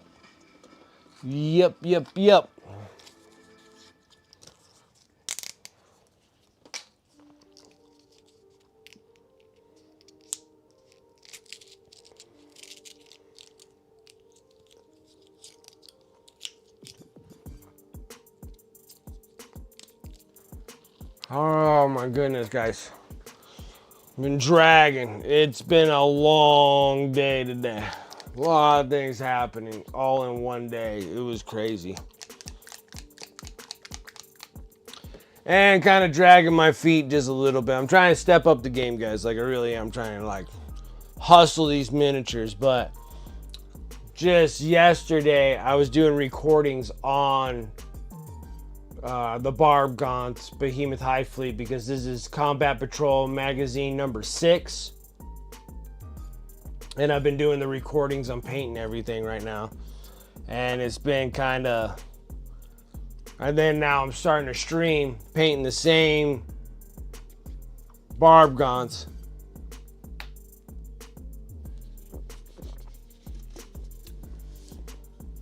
It's a bit much.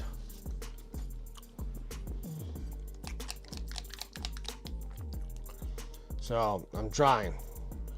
I'm trying with absolute glee, because the thing is, we're getting really close to being done with our first combat patrol box of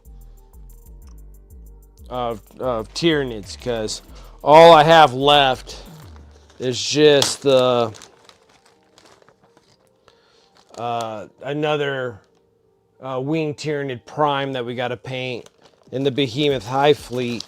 But like, I just finished a whole 20 Barbgaunts that we just finished on Friday, and then we finished all the Von Ryan Leapers here, and then that was the other 20 of Barbgaunts, the other 10 that makes the 20, those guys. We did the Psychophage, we finished that last week. So the Psychophage with the extremely brilliant yellows. And then that was the first time us using this dirty down goo fest. The snot. So it's really not a half bad gig there. It's pretty neat.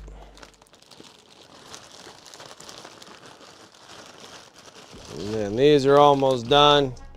So we're almost done. Get the Barbgaunts and get the Wing Tyranid Prime, and then we're done with the Behemoth Hivefleet color scheme for the Combat Patrol box, which is nice. There's only one more unit of stuff I have to do, and that comes from the Leviathan box itself. And then we already did a Screamer.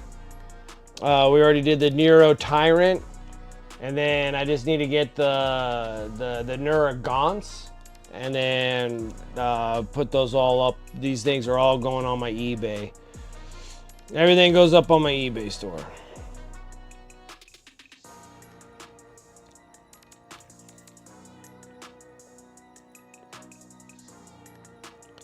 Because I was like, I was gonna play Tyranids, then I gave up. And I'm like, why don't I just stick to the things that I want to keep for my own army? I don't need every army. So I got a little too excited. That's my deal. Got a little too excited, got too little irresponsible of an adult, and kind of went a little crazy on the spendings. And then now I'm like, I honestly don't need all this stuff. It was fun while it lasted, I guess I can say. And then now I'm like, all right, let's get them. But I still want to paint them. That's the thing. So it's not like I don't want to paint them. I want to paint them. I like these kind of challenges. I sometimes get into these little vibes where I kind of like the grind. I know it's kind of weird to say, but I kind of like doing the grind. Like when we did the orcs, that was a grind, dude. That was 186 models. It was crazy. I was like, man, we just did like pretty much like all the Green Tide Wog. Like they were all like boys, Gretchens. Shoot, man, I did 6. What the heck are they called? Killicans. Did a Def Dread. Did some copters, choppers, War Trike, Daka Jet, or the Wazbomb Jet. I mean, we were just hammering out like tons of orcs, and I did like just a ton of boys, just tons and tons of boys. And it was exciting when they were like all done. I was like, this is cool.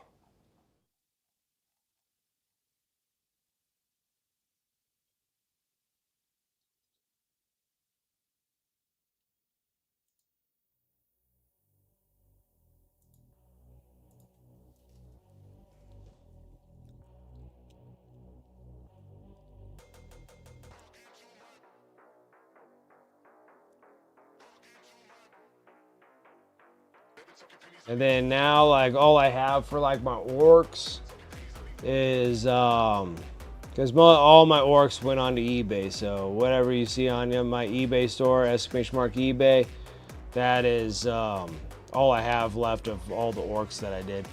The only thing that I have left to do is the Beast Snaga.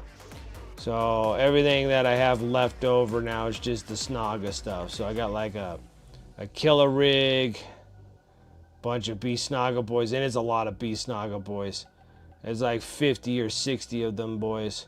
It's a lot. So it'll turn out to be another grind when I want to get into the mood of grinding out more orcs. But I want to grind out these Tyranids, and then we're gonna jump into Necrons. A bunch of Xeno stuff, so I'm getting rid of almost all my Xeno stuff except for my Gene Stealer Colts. I'm actually gonna keep one. Scratch that. Two. I'm thinking I'm gonna keep the Eldars too, because I have kind of like a color scheme that I'm planning on doing, and I'm accumulating so many Eldar because of the Combat Patrol magazine and stuff. So I'm sitting there, I'm like, well, you know what? Let's try the Eldar. Eldar always been relatively powerful and always nerfed all the time. So I think I might just keep some Eldar just in case. And also I'm going to paint them in the Corsairs color scheme, so that's going to be like really awesome too. So in the Combat Patrol magazines, when I get there, because I'm only up to 10 right now, I think when I get into the magazine 20 is when we start getting into the Eldar and Chaos, which is awesome. So, and it's going to be like Corsairs versus Corsairs. So you got Corsairs for Eldar, and then you got Red Corsairs for Chaos, and I think that'll be kind of a cool little catchy thing.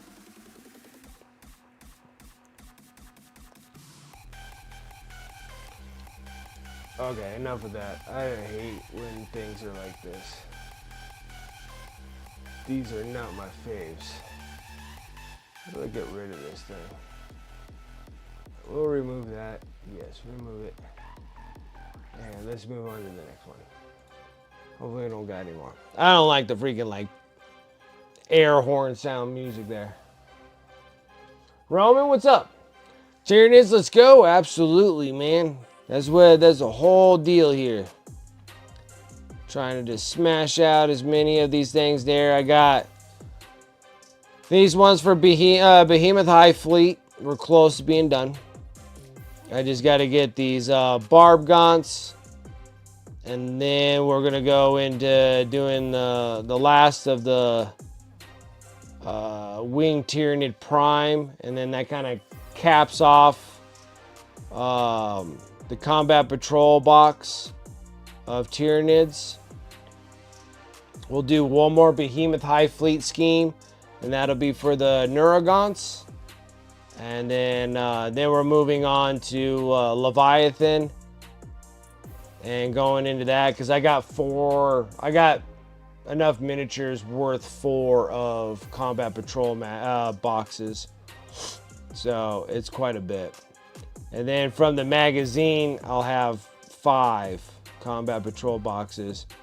And I'm already doing the recordings for that and getting those as separate videos that get dropped on my YouTube channel every Sunday for the Combat Patrol mags.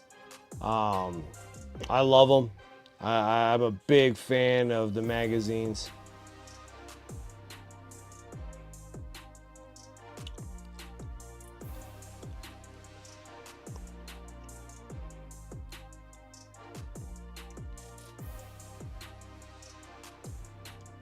And then Roman, are you a Tyranid player? Do you like Tyranids?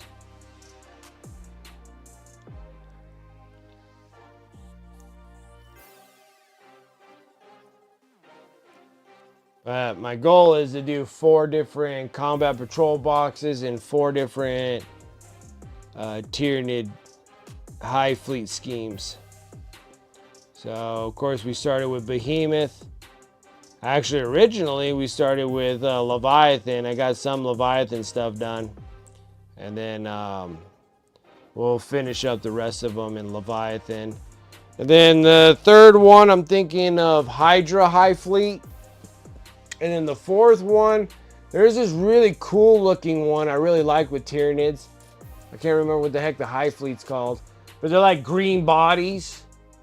And then yellow, like yellow carapace. So like where this red is all yellow, like all green. And then the hard carapace where I did the blue is like all yellow. I thought that was kind of cool looking.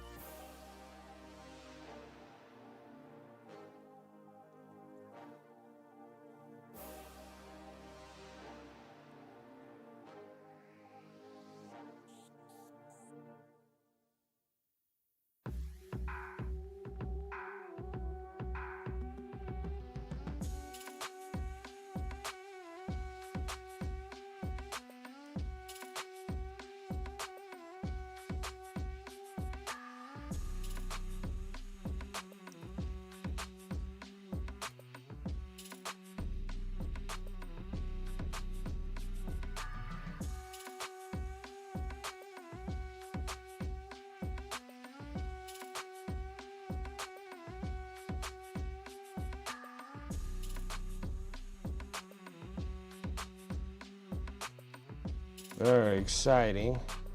So I'm hoping that we'll have all the carapace all done on these.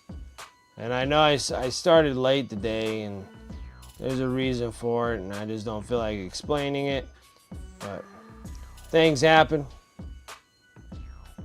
And it was kind of a sad thing that happened, so we're just going to keep it at that. And then Friday, we'll try to wrap up the rest of the Barbgaunt, hopefully. It may take one more extra stream just in case, because I got to do the glow bits of yellow to match the rest of the stuff.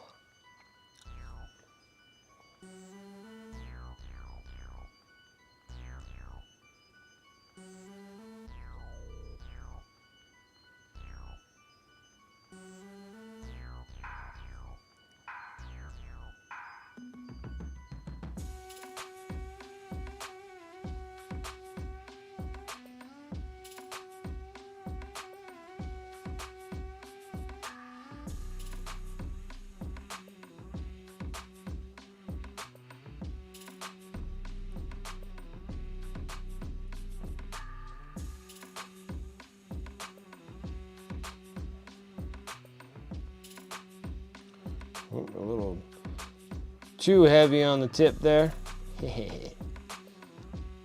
The tip. All right.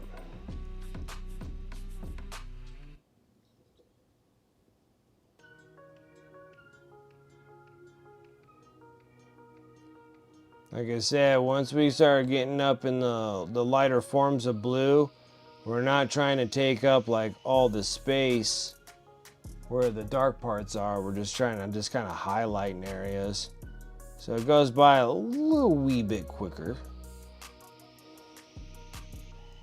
The next one is the final color, and that's when we start going from sky blue, like what I'm painting with now, and then we go into that white blue, and then we're just pretty much edging everything on this just to kind of hone in the color better, and then that's like it, like wrapping right through this. It's just that assembly line, plugging through. Always starts off slow at first, picks up the pace, and then you're just like, man, I just finished up a whole bunch all in one shot. It always has a great feeling there. You reduce the amount of paint waste when you do assembly line work.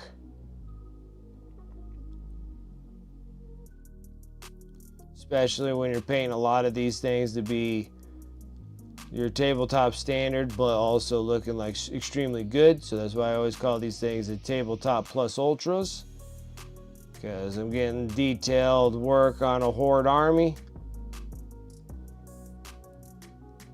I think that to me, I feel like all miniatures need that little extra attention.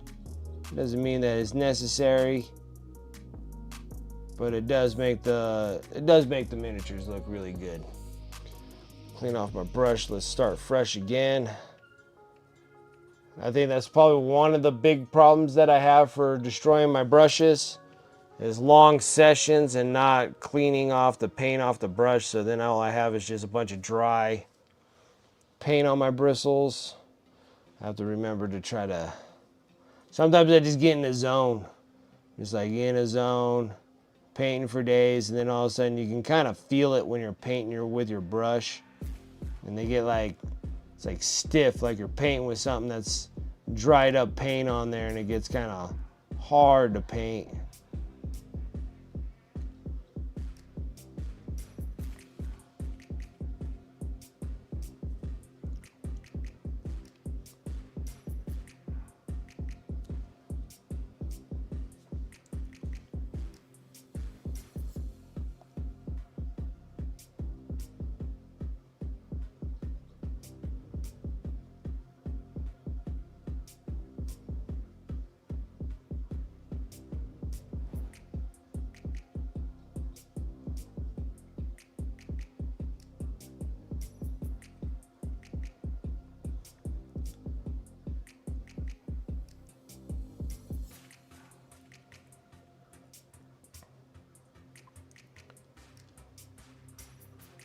Trying to hammer out some guns.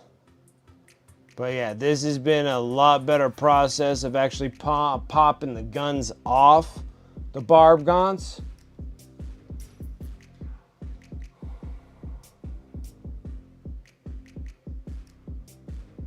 I didn't think the Space Marine game is there anymore on Target. I thought they were all sold out.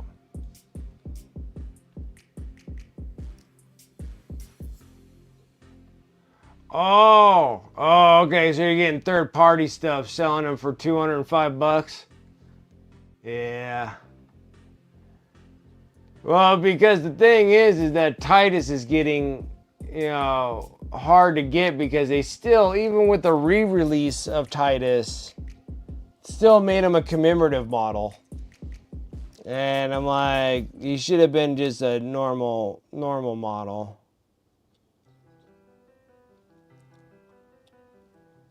Because like people are gonna want to play Titus, especially if they came from the video game world. But then it's not really. But then also it's not GWA, because they have to get you that gotcha moment. They're all about that gotcha. So if you're like someone new and you just played Space Marine 2 and you're just like, man, this is an actual board game. I want to play Titus so bad. You're going to go in, you're going to get this big old sweet talk to at the game store. They're going to be like, oh yeah, it's all about 40K, blah, blah, blah. Getting in there, you've been playing the game, that's awesome. You're going to get into Space Marines, and you'll be like, I want, and then you got like all your stuff, and you're at the counter, and then they're just going to be like, well, I want to play Titus. Wow, you're a little too late for that. Did it barehanded, what's up? What is going on? Yeah, you're lurking because of corn, baby. That's what it is. Lurking because corn wants it. Lurking because corn wants it. Always appreciate the lurks. Always.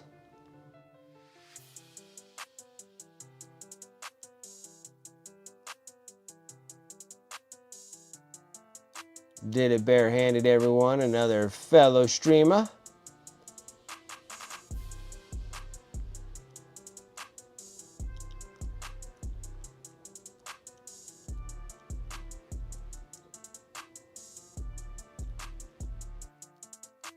Been in the game for a while too.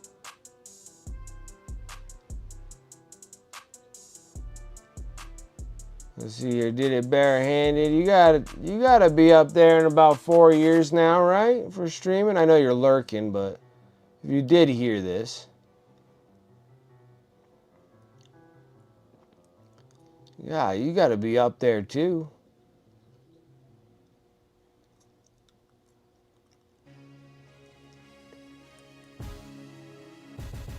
Putting in the time, baby.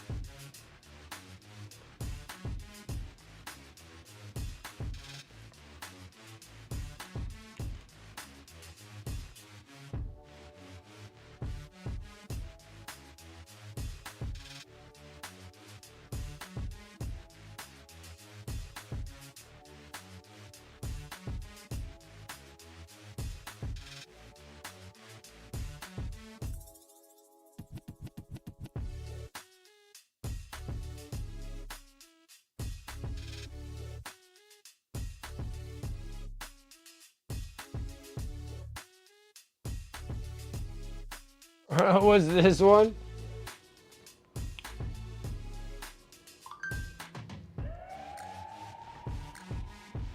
$115 for a Primaris Lieutenant with Storm Shield? My word.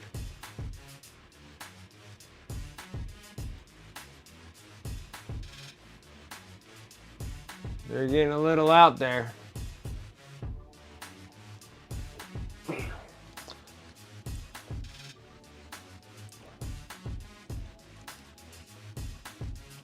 But you know what the weird thing is? I don't think they sell a captain with the big giant storm shield separate on G-Dub's website. I think that was only a thing that came in the Dominus box. I don't remember them being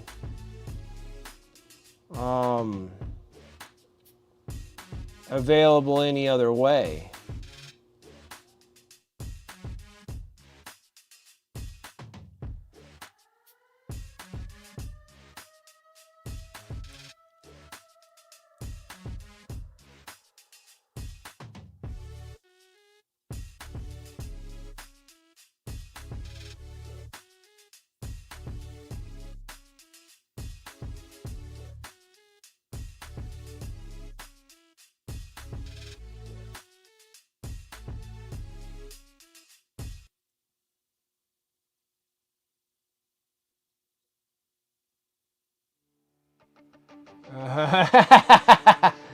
That works.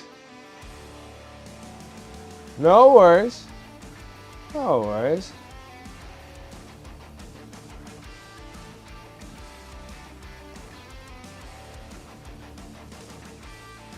It happens.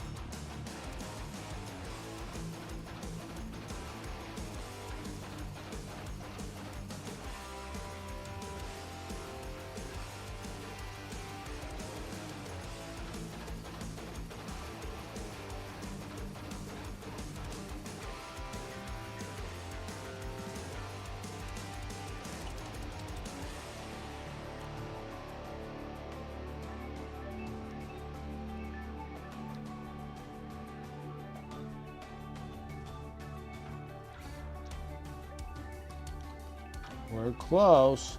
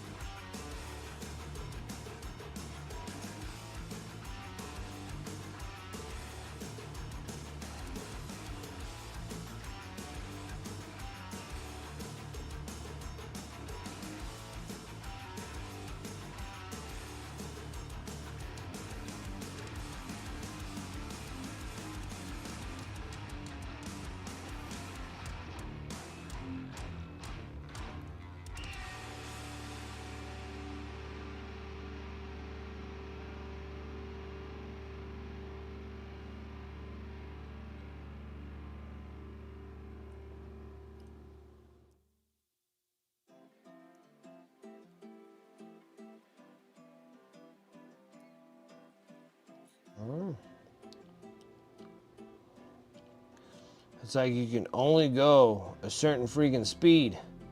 Trying to get the carapace to look the way it is. A lot of stipulant lines.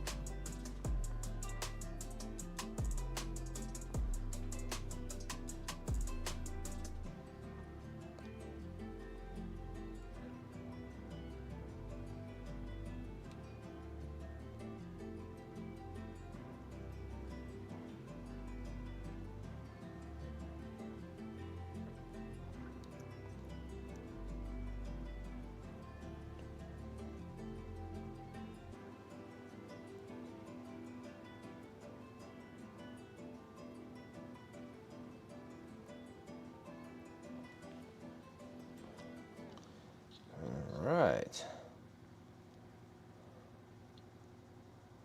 Well, speedier.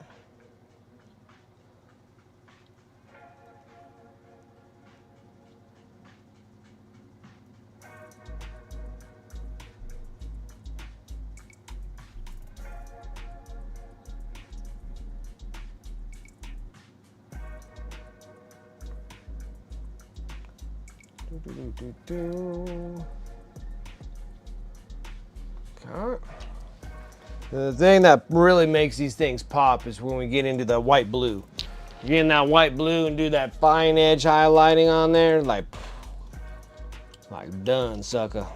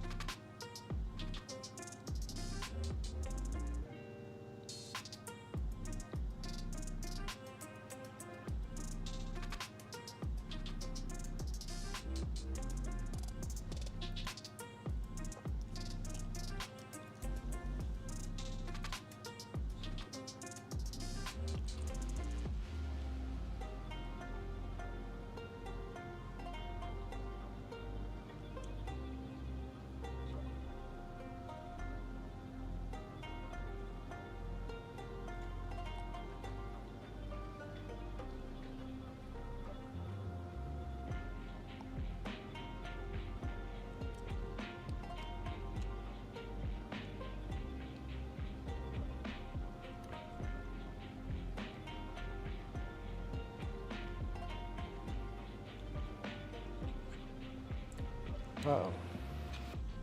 I did. Forgot the top parts here. So never mind. I forgot them.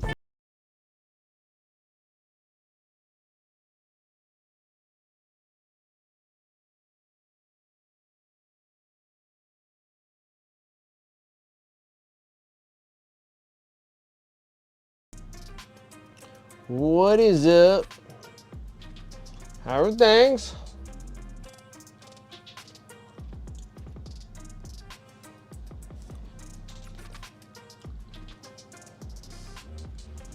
Did it practice doubles? How did it turn out? How did your list fare?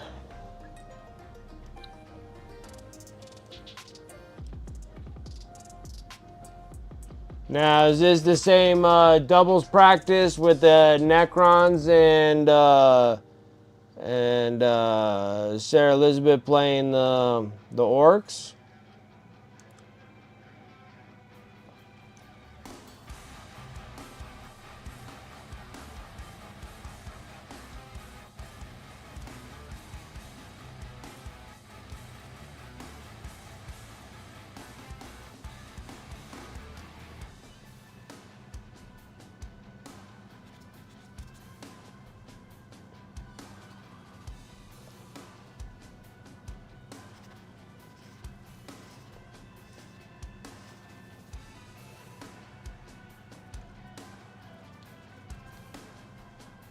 We're on 73.25. Yes, it is. Okay, cool. All right, so it seemed like it fared out pretty good. 73.25. That was almost you tabled them.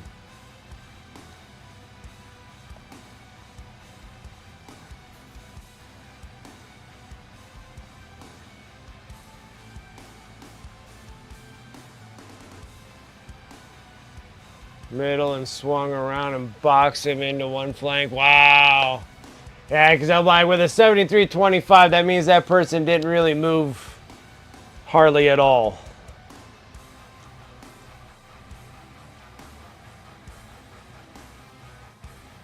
Then you went crazy on points. Okay. It seemed like you almost boxed your opponent in, like there was no movement or anything that could happen.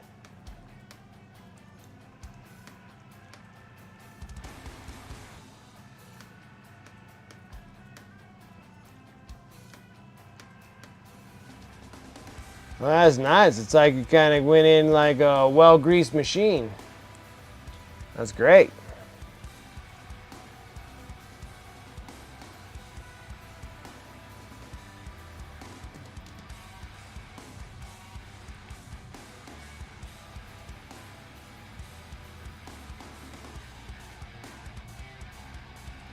Chaos Knights and Tau. Oh, that's kind of that's a crazy little wombo combo deal.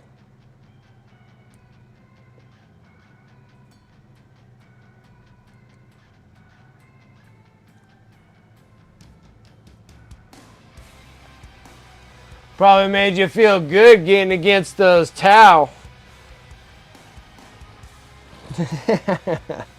Putting a little beat down on some Tau.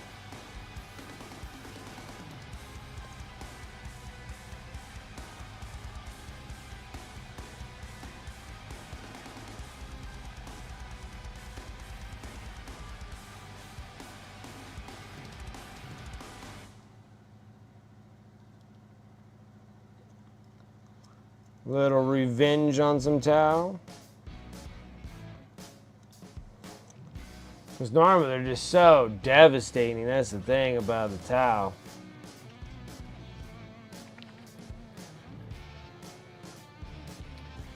Ghost Keels, a Storm Surge, Fire Warriors, and a Vespid.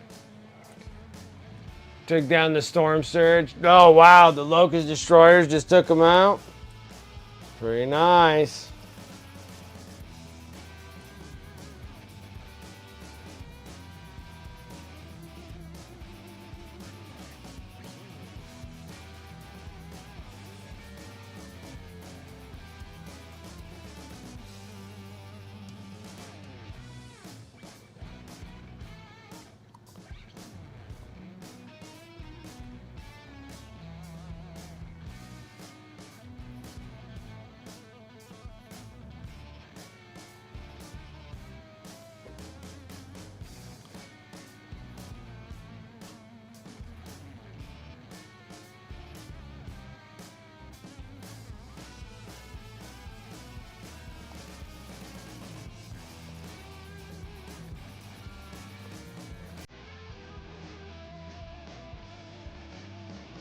Oh, the rays kept coming back way more durable than I expected. Nice.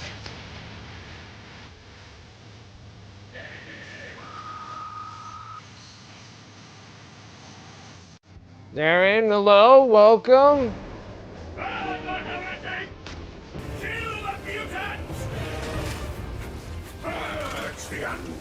Sarah Collection coming in with that follow. I appreciate it. Welcome, welcome. Thank you so much. Biceflow Studios coming in with that raid. Make sure, nice shout out to them. Welcome, Raiders. Biceflow, how are you doing? Thank you so much for that raid. I appreciate it. Hopefully your stream was going well. Dragoon, you're out of here because it's bedtime for you. I appreciate it. Lurking because Corn wants it. Biceflow, thank you. Appreciate it. Make sure you're following Biceflow if you haven't. Dixon, hello. How are you doing? Thank you, thank you. Biceflow is a fantastic artist. If you haven't seen him paint some wonderful miniatures, especially from like the 3D printed company that does like the Ronin miniatures, I want to say, and doing all the little pin-up gals and things that you're doing, stellar, just stellar work, man. Looks great. All the miniatures that you've painted.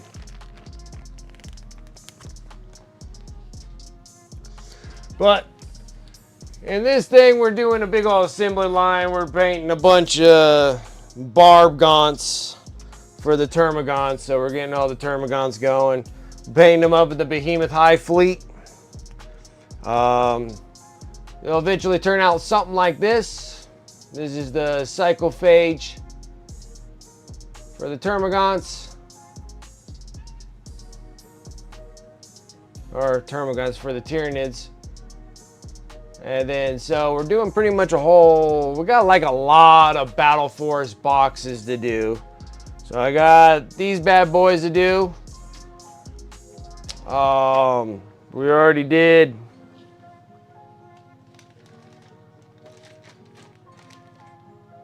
Ugh.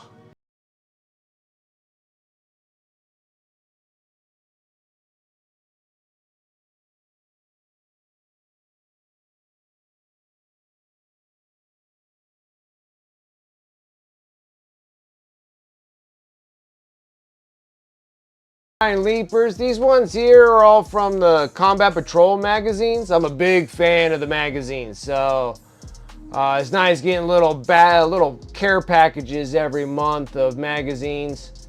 They give you Combat Patrol boxes in those magazines over a period of time.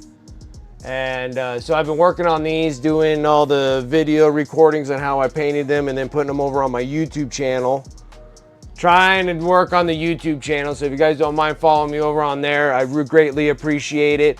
Trying to do the grind, doing the YouTube grind like I did with the Twitch grind.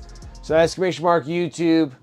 And if you guys don't mind giving me a follow over there, I do appreciate that. Because got like the Wing Tyranid Prime here. We're gonna paint another one to finish up the Combat Patrol box that I've been working on. And then after I'm done with that, we still got like 3 more Combat Patrol boxes to do. So I was thinking of doing every Combat Patrol box in a different Hivefleet color. So like the next one after we're done with the Behemoth Hivefleet, we'll do the Leviathan Hivefleet. And then they'll kind of look like these dudes. So these are ones that are done Leviathan Hivefleet style.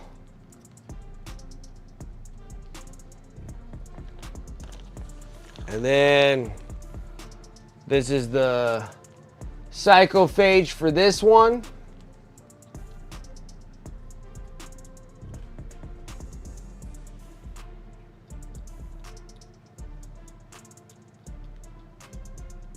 I like it. I like them. And then so we're gonna go after I'm done with all these Behemoth Hivefleet stuff. We're gonna go in and doing Leviathan, and then I got 2 more combat patrol boxes. And I'm thinking like one will be like HYDRA. And then the other one, I can't remember what the Hivefleet's called, but they're like all green skin. And like they have like a green base. Instead of like where this red is, they're green. And then the carapace is yellow. And that's kind of intriguing as well. But yeah, so over on the YouTube channel, back over to YouTube channel, I've been doing the Combat Patrol magazines as they're coming in. Been taking them, doing the builds, primes, paint jobs, varnishes, and then me and my son, I've been doing the actual mission playthroughs at the end of the magazines, like what's in it, like what's in the actual magazine itself, and it has actually like a little mission in there of actually playing with the miniatures that come in that magazine. So he liked the Space Bros, and the thing about the Space Bros is that we did them in Ultramarines. But other than that, they don't come with transfers. So after I'm done painting these guys, I'll actually do another YouTube video of how I do my freehand work on those guys. And then, so we already did this. This was Combat Patrol Magazine 1, was those. 2 were all the Tyranid stuff. And then these were 3, and these are the Infernus Squad. 4 was like paints. 5, this is the limited model of a sergeant, but it's supposed to replace the sergeant that comes in here, so you can just replace him with this dude. Which was kind of like, I think it would have been better if he was a lieutenant, but, and maybe you can make him as a lieutenant, possibly, but he was meant to be a sergeant to go with the rest of these dudes. But I thought the Ultra Bro color looked really good on these guys. I like the color of them. I still kept it where it's like relatively dark. It didn't go ultra bright. So, yeah, we're just plugging away, knocking a bunch of things out. So, yeah, we're back in the grind again, so we'll get back into this grind. And start working on these Barbgaunts. Yeah, hail Hydra. That's right. So, yeah, but I don't know what the other Hivefleet's called, but they have like a green body, yellow carapace, and they look pretty cool too. I think they're pretty neat looking. So we might do the 4th one in that one. And that includes like the stuff that came out of the Leviathan starting box. I paint so much space. I paint so much GW stuff. It's awesome. Can't even complain.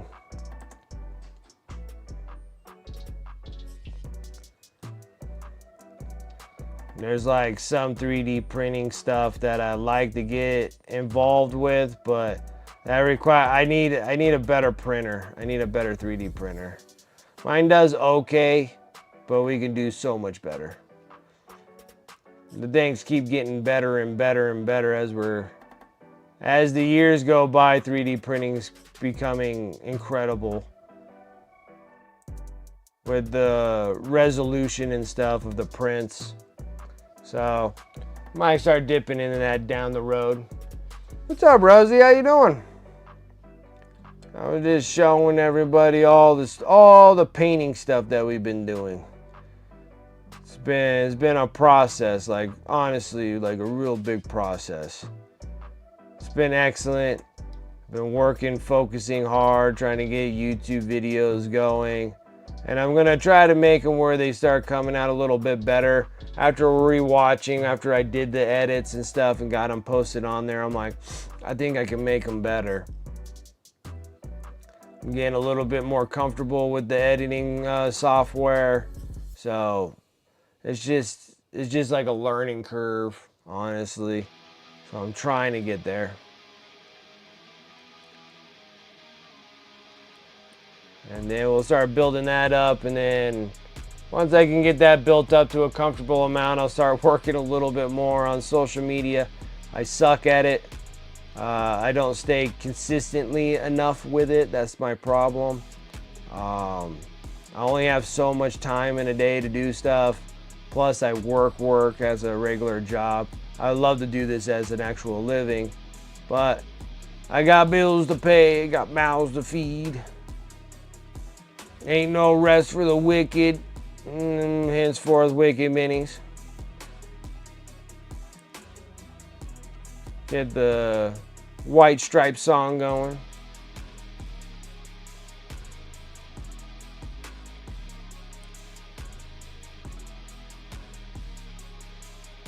Ah, you got the new deck for the pre-order? Yeah, that's gonna spice things up a little bit. Get a little bit new, little slice of life in the game playing world.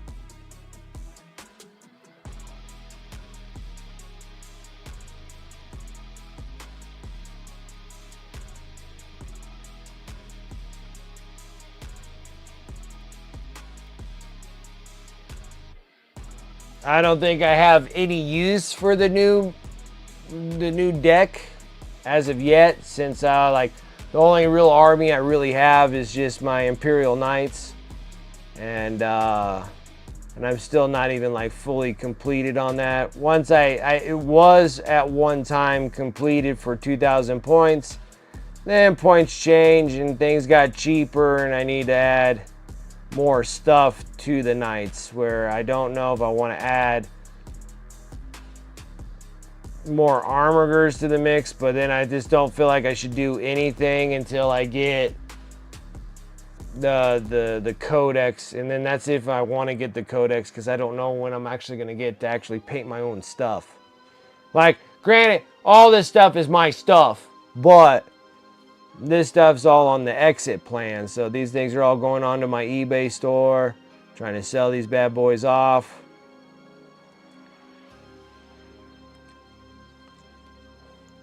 And once I can get at least Tyranids and Necrons out of my way, I think we can kind of like, I can kind of actually sit back and go, okay, let's start working on some of my stuff.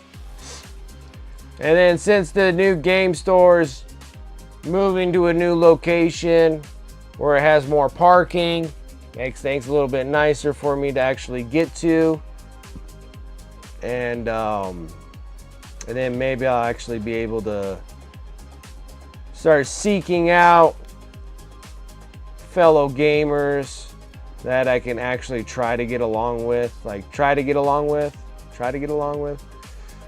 and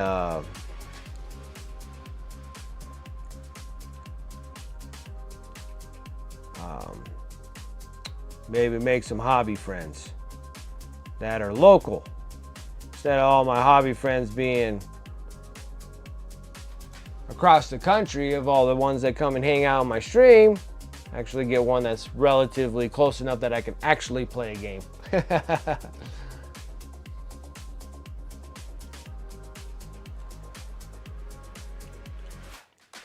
Yeah, I know. You guys had an excellent game. I mean, you literally curb stomped the crap out of your opponent. Like that was a whopping victory right there.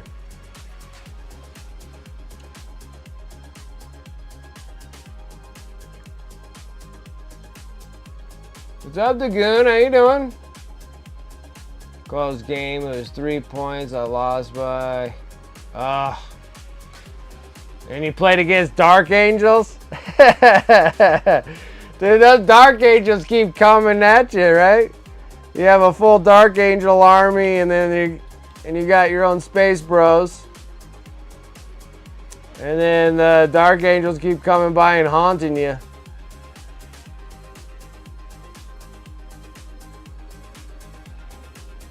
Still trying to figure out the deployment phase.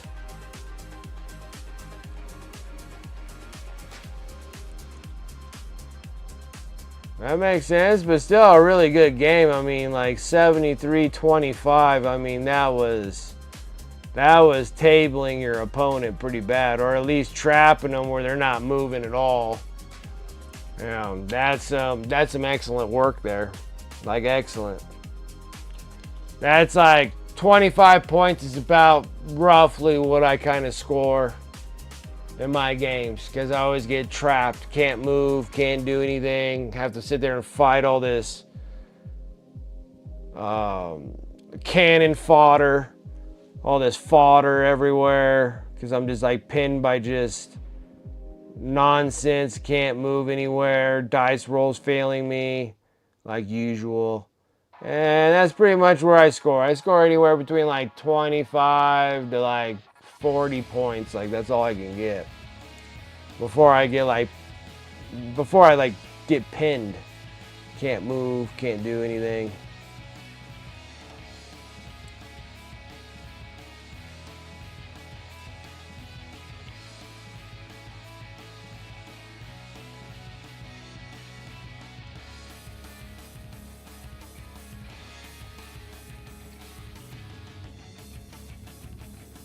They're so bulky, just in each other's way.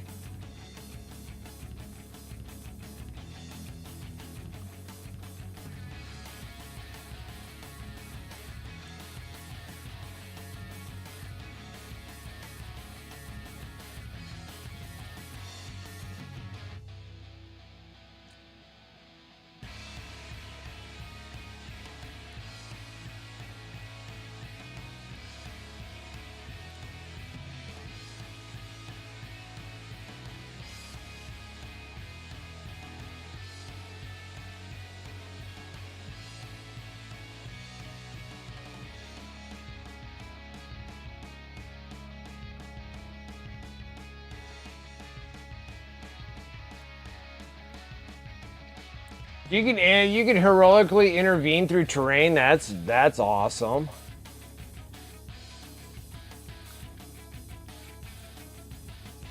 Alright, set units up to rerolls. Okay. Making me even more better. Lurking, hold 9 while paying some more commissions. Nice. Post them in the Discord. Got a Harley Davidson logo and a Hulk with in the process of getting bonded with Venom. That's great. That's great. I'll take a look at things in just a second. I like to at least get this coat going on here. And we'll go and take a look and see what you got going on.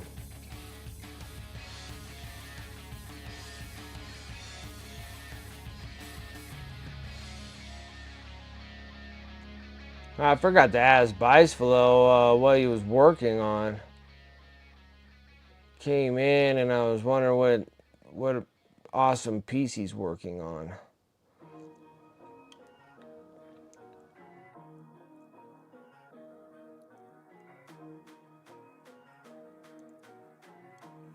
I forgot.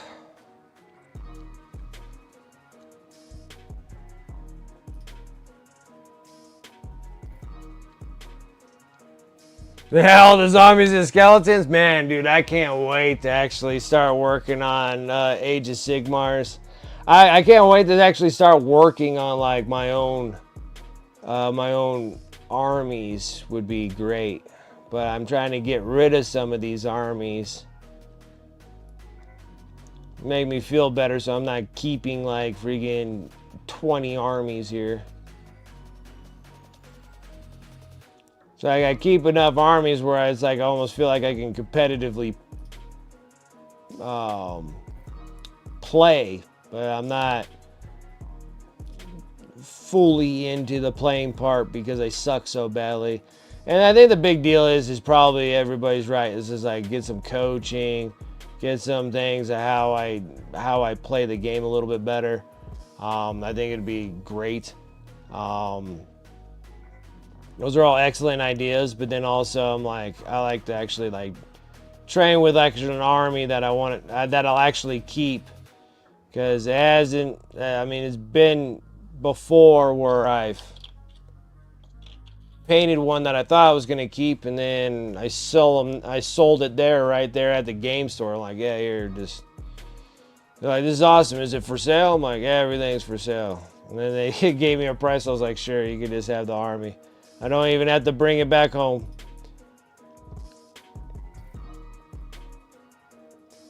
I don't even have to pack it away. Just like, yeah, just after I'm done playing the game, you can have it. You can buy it for sure.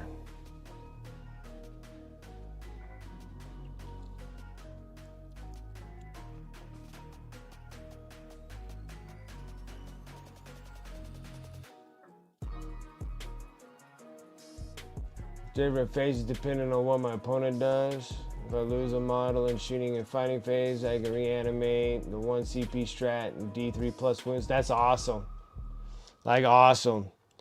Necrons are great for the reanimation process. I'm glad that they make the reanimation process a lot better now. I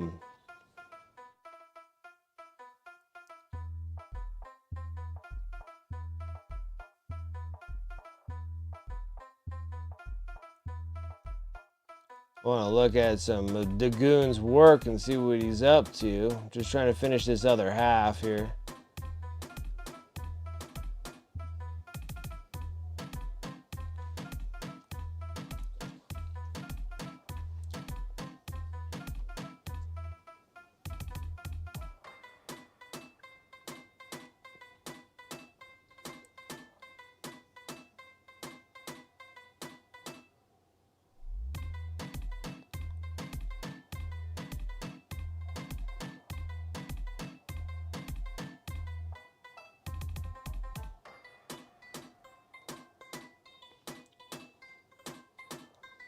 As an orb, so I can use also pop their heal. Oh, that's cool too. And you give some of those healing buffs.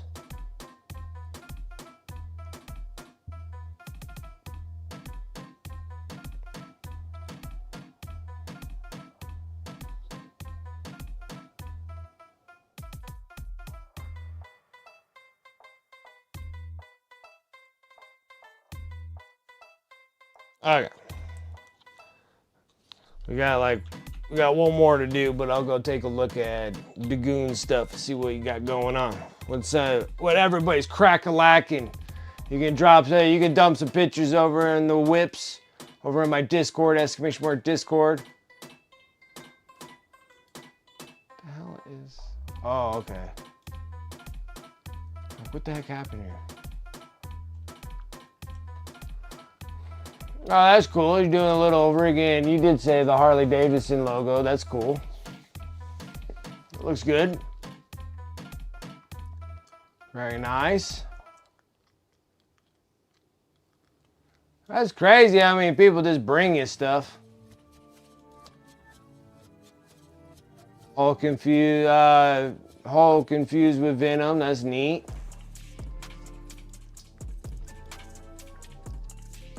They're pretty cool models, wherever they're getting them from.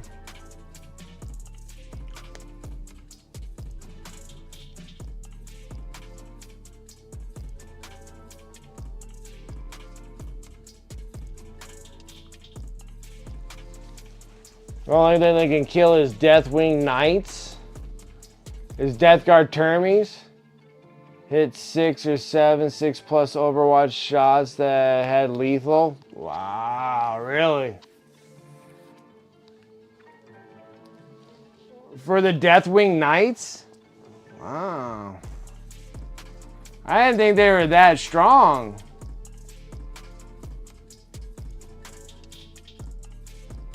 This looks good, dude.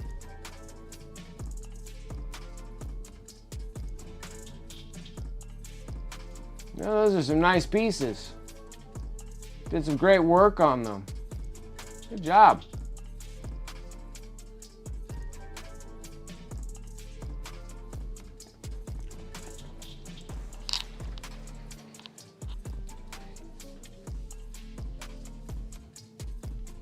I just can't believe Deathwing Knights are that strong now. Because weren't we all complaining about the Deathwing Knights not doing like doing well, and now they're doing like extremely well.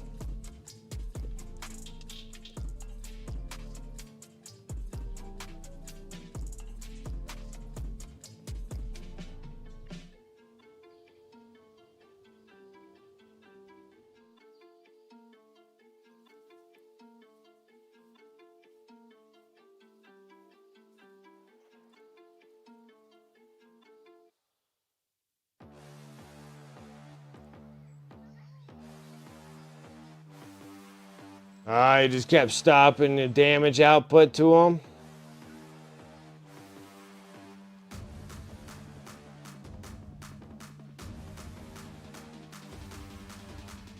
So the Deathwing Terminator units aren't great, but the Knights are tough.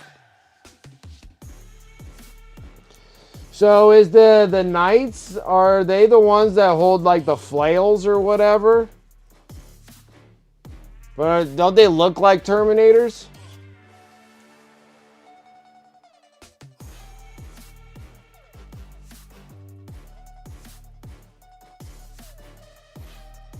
Yeah, yeah.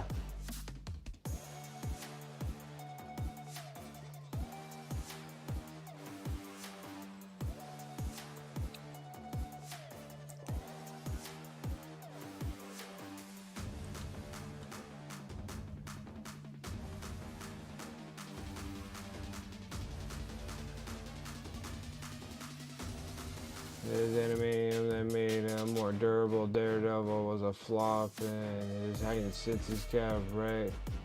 Wreaking havoc on the symbiote. Oh, okay. Alright.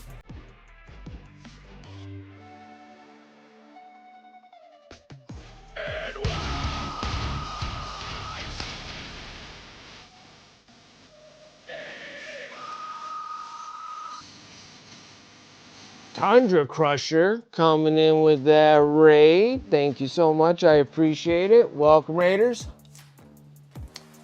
How are you doing? How was your stream? What's up? I appreciate it. Thank you.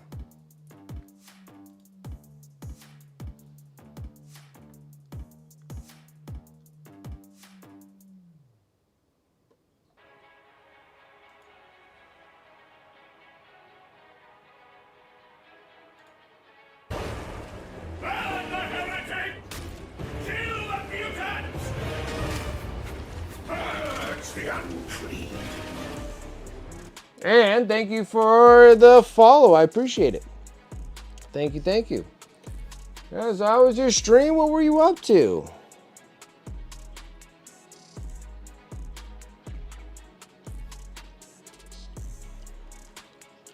It's one of my favorite nights right now. The raiding nights. I like raiding nights. It's fun.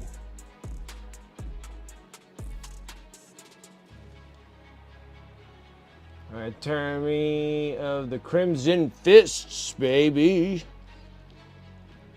Gotta get a little bit of that Emperor's, or the Imperial Fist love. Nice. I like Crimson Fists. I like the color scheme on the Crimson Fists.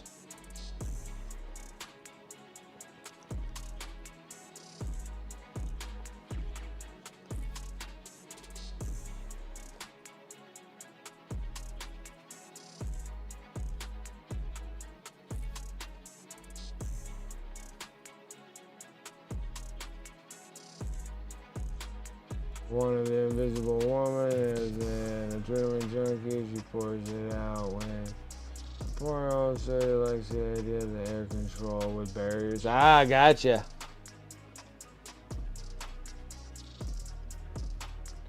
To do anything more with Space Marines, it'll be Salamanders. Nice. Nothing wrong with some Sallies.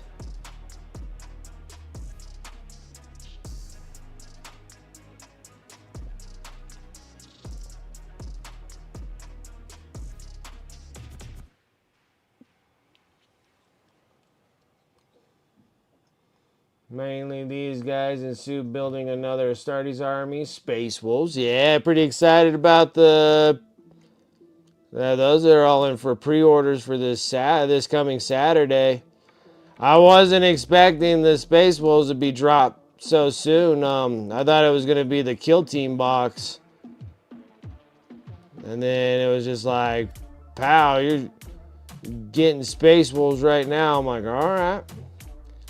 Aesthetically, I do like the Space Wolves. Like, they do look really nice. They do look nice. I have to say, they look good. The Wolf Priest, the new updated version of Logan. They look good. They look good. I have to say.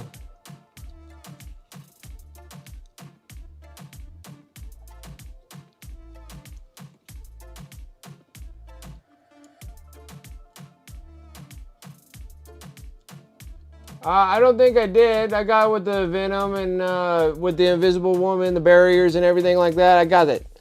I got them. Like I said, it was interesting, but I don't think I directed it towards you, Dagoon. I apologize. And then the other post was with the Daredevil heightened senses, screwing up the symbiote, and controlling somebody else, and I totally spaced that one, but I remember the Daredevil one. The only one that keeps me in mind with Daredevil, because I watched the new season, finished the new season of the Daredevil Born Again. It was freaking excellent. I was like, yes, that was awesome.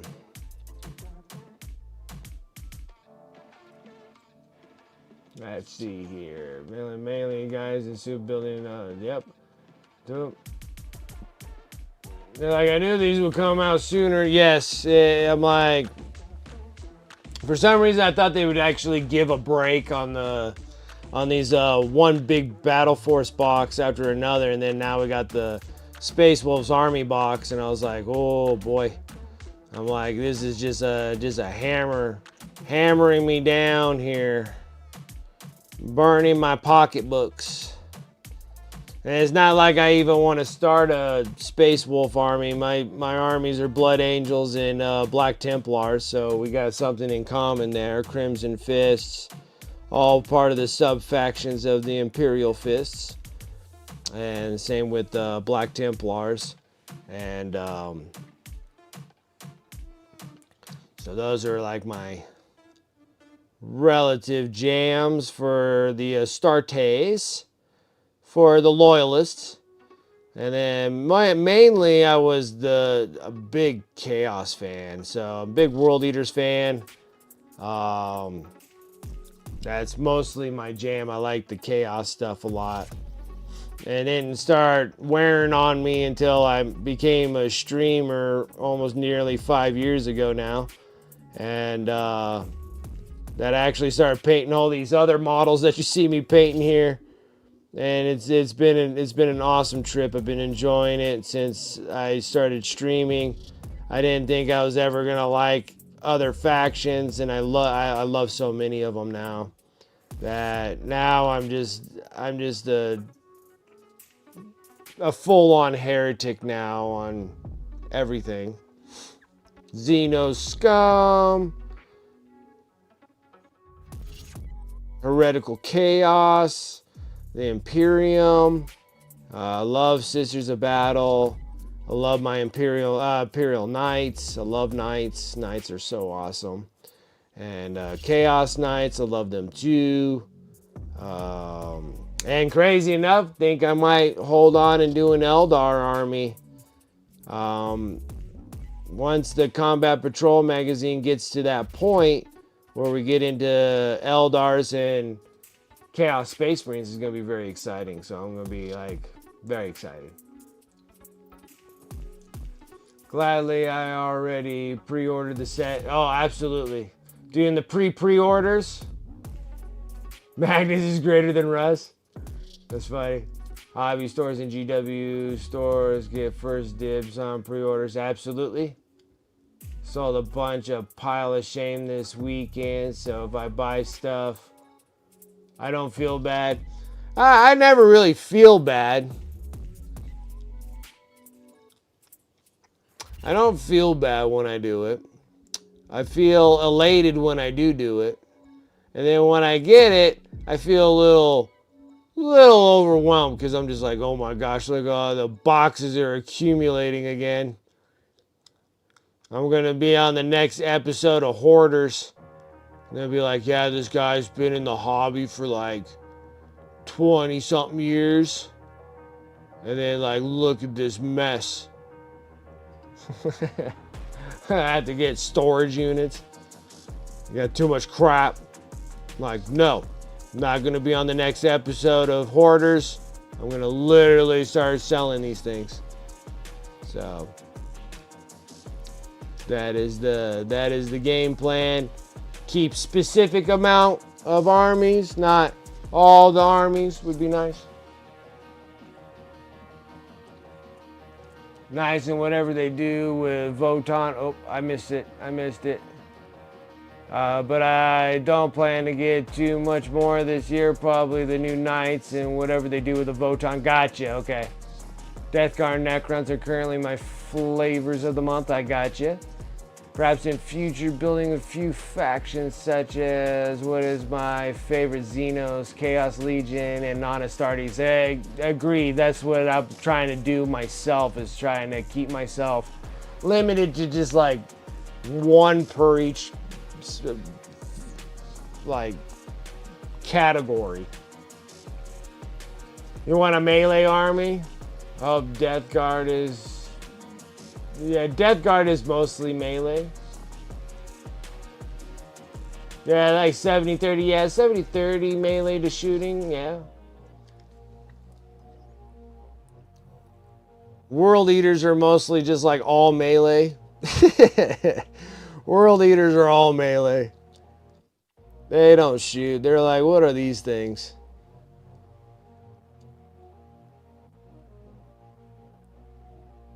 World Eaters are all in the Dark Ages, man.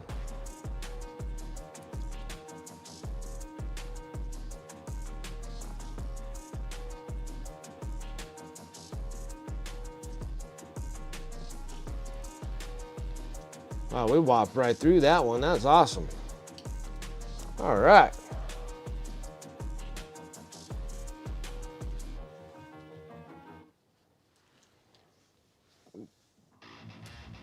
It is. I've always liked melee. Space Wolves are a big melee fan, melee base, but you can do pretty much anything you want with Space Marines. That's the thing. You can kind of mismatch to make them 50-50s, 70-30s, 60-40s. You just got a lot of variety in Space Marines to make that happen. But Death Guard, definitely, I would agree, like 70-30 on that. World Eaters are like 90-10. I don't think they got much of anything that shoots unless they're demon engines. And even on the demon engines, you're doing like Mauler Fiends instead of Forge Fiends. And then the other thing that intrigues me a lot too is like Thousand Suns.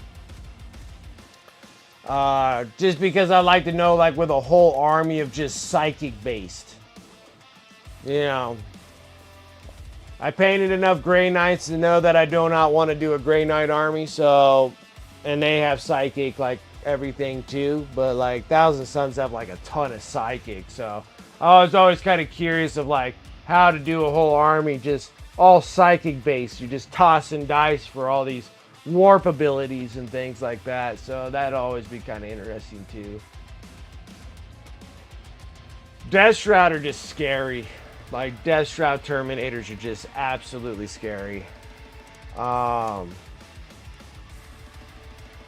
They were, I mean, they even started out relatively scary and came out even more scary, you know.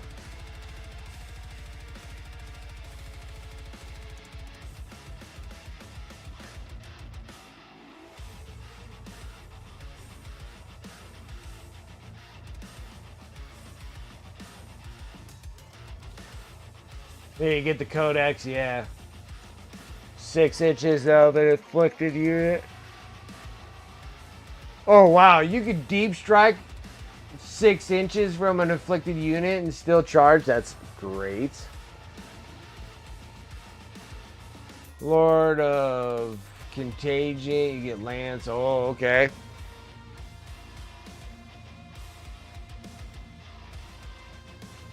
Blood Angels today, and it was adorable, like small ones, probably 7 to 8 years old. Ha, that's awesome.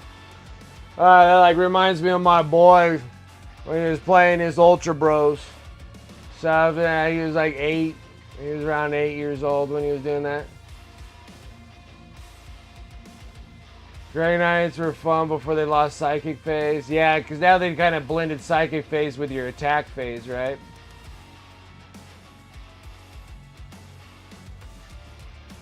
They're really playing it. Oh, that is adorable. That's awesome. All right. We're actually almost out of time, but we're going to do some white blue. Or maybe I can get this gun in the few minutes that we have.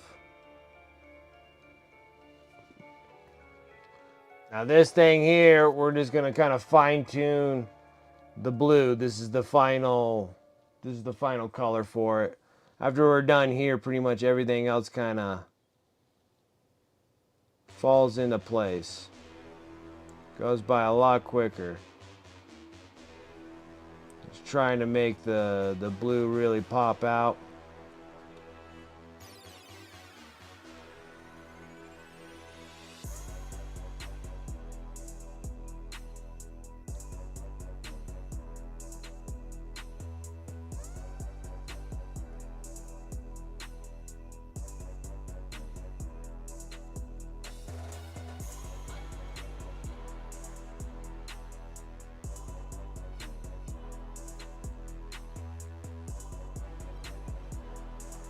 This is pretty much just doing some like just roughed in edge highlights on here. I say rough because they don't have to be smooth at all.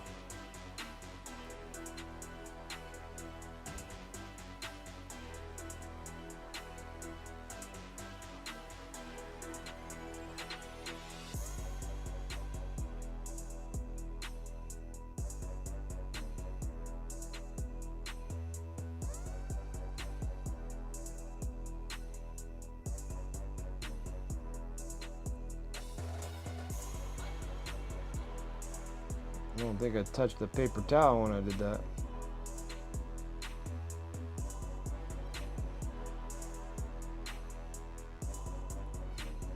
Came out thick.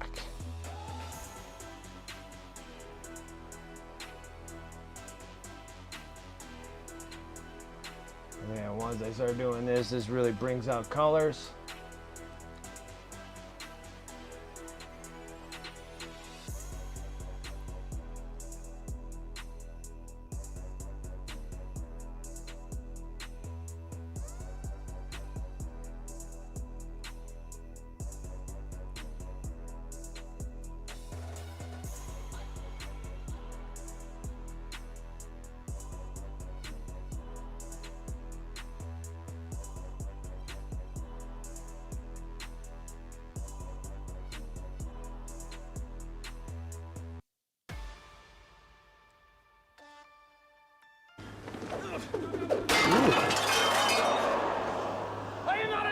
Let me finish the gun. Are you not entertained? I don't want to stop midway through. Is this not why you are here? Isn't that why you're here? That was the calling for ending my stream.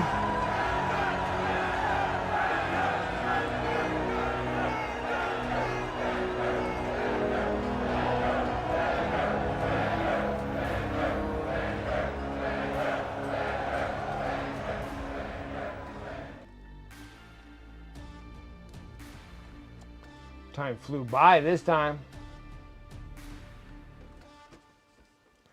Yeah, it's just the hard part is to not, not break them. Like, I'm not talking about like the miniatures, but like the kids, like not to like table them when you're playing or trying to start playing games with them and stuff. Discouraging, when they're not relatively winning or making it at least a close game, or going through that process. Like I tried really, really hard with my son, and he actually plays way better than I do.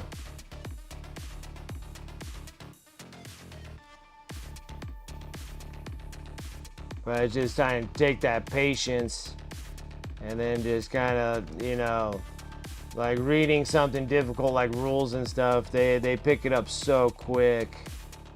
So it'd be really nice to see if they actually still keep hanging around and still wanting to keep being involved in it. It's really cool.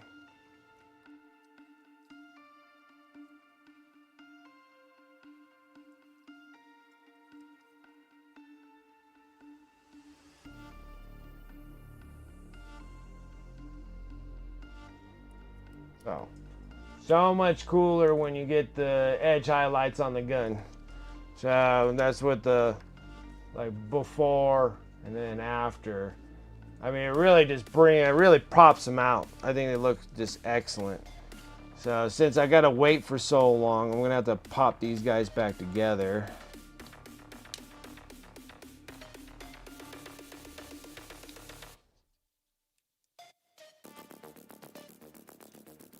And then we can close up shop. I'm having a great time doing all these painting deals.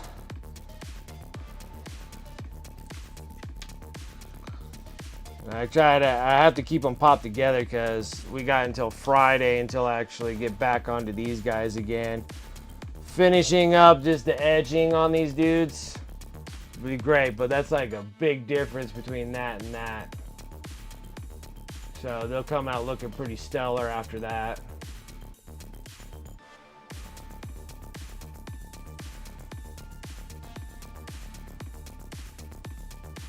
Yeah, it gives you started at a decent point price. They ain't that many models per se. And a lot of the Combat Patrol boxes. Like the previous boxes, like they're such a good deal because you get so many minis. But then on top of it, it's a little discouraging too because it's a lot of minis. Like you're literally partially having a lot of those Combat Patrol boxes in 10th edition. So it makes it where you feel good after you finish a Combat Patrol box because it actually doesn't take you that long. Like I'm almost done with a Combat Patrol box of the Tyranids, and it wasn't that bad, like getting all the Tyranids done. And the discouraging part is doing 3 more of them, you know. And then the 4, like doing the 5th one as the Combat Patrol magazine, so it's like literally 5 Combat Patrol boxes that I've been working on simultaneously at the same time. So yeah, it lets you getting the games in relatively quickly too. Like the games go by a little bit quicker, a little easier to memorize all your figures that you've done. And, you know, just getting... I think it's a good idea. At first I was kind of complaining about it because I was just like, look at what they're doing, you know. It's just like, why would they cut down the miniatures? But then also it probably makes sense, you know, Game Workshop wise, to cut down the miniatures so you're not so overwhelmed. Because, like, you gotta say, like, Gene Stealer Colts now is only, like 12 models. But, like, 9th and 8th edition ones, they're, like, 32, 36 in a Combat Patrol box. That's a lot of minis. Like, that's a lot of minis to paint. That can get very discouraging real quickly. Orcs, same thing. Like, you know, the Orc box is a lot less. And then the Orcs previously was just a whole massive amount. I mean, like a Death Dread, 3 choppers, 3 Killicans, 10 boys, 20 boys, 20 boys. That's a lot. Like that's like nearly 30 miniatures in an Orc box. That's a lot. So going with a, you know, Combat Patrol, Beast Nagas, you know, you're cutting it down to like 15, like anywhere between like 20, like less than 20 models is not a bad gig for it. So that's where I'm like trying to wrap my head around that a little bit more.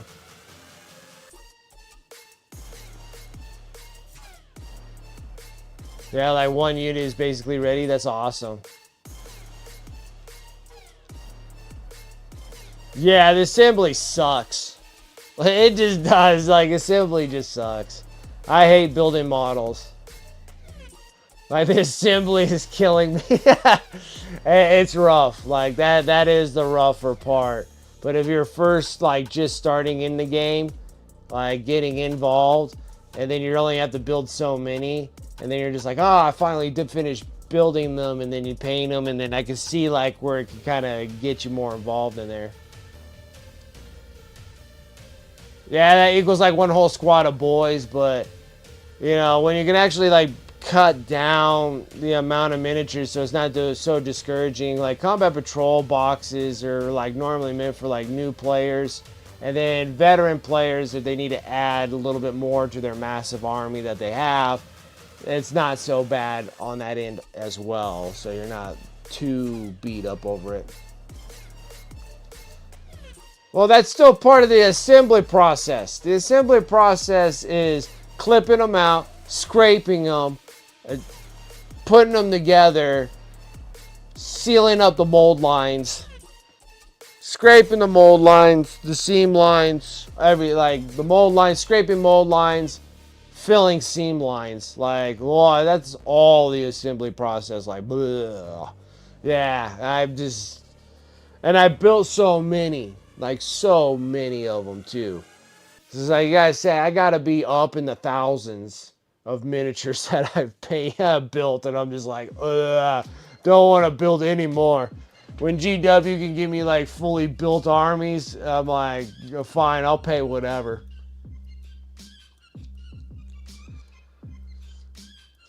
Yeah, that's what I do with my son now. If my son gets back in now that he's done being sick and stuff, and now I'm doing trades with him, so he builds amazing minis. Like, he's really good at building them.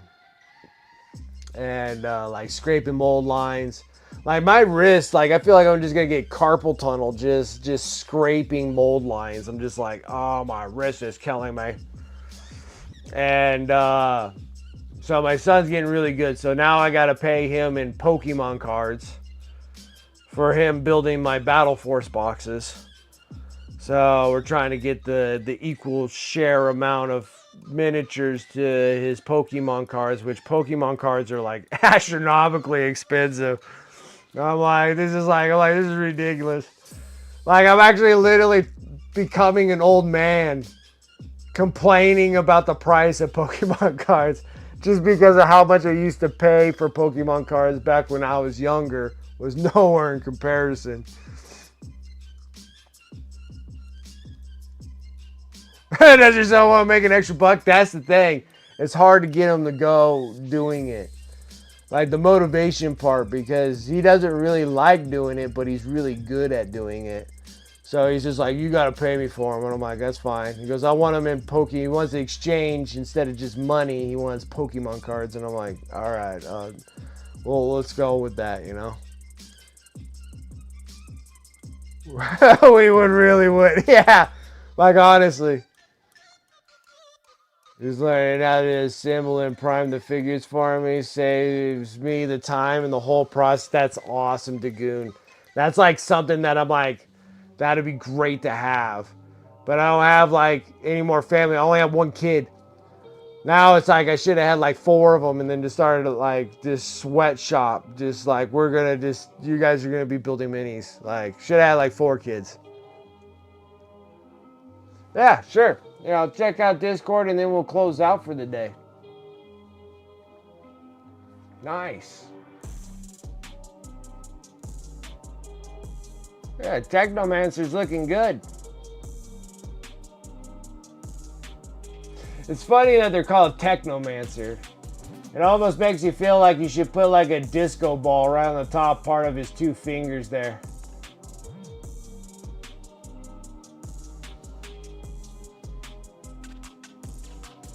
Hey, you're younger than I, and I'm in my mid-40s. Okay. Well, that's awesome. So he's like an adult that likes building. And there's some people that love the building process. I'm done. I just want to paint them.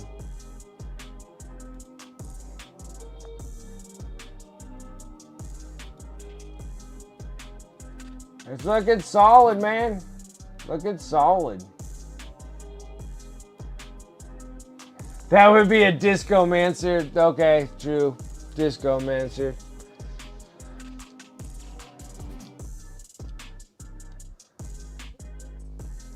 Yeah. Stompas are a pain. Like, they are a pain.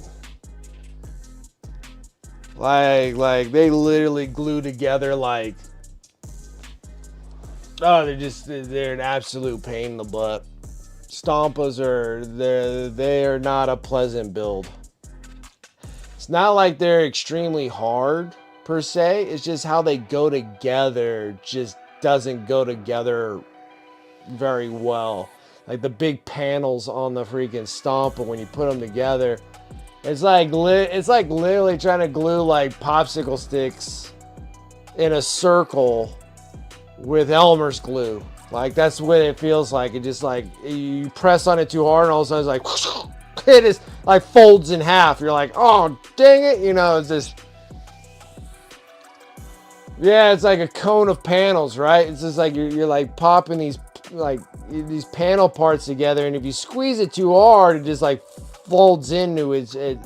And they're a big pain. Once you get that part relatively done and hopefully dried enough, then you work on like the head and the feet part, and then those things like go on. But then if you press on it too hard, then the panels will pop apart. Like, they're a pain in the butt.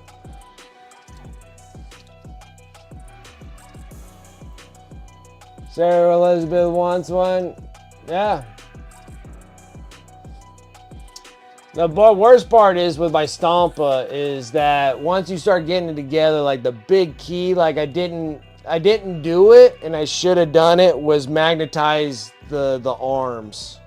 Like, I think it would have been so much better if I magnetized the arms instead of building it as one solid piece. Because now it's like big and awkward. It's kind of hard to like transport that thing.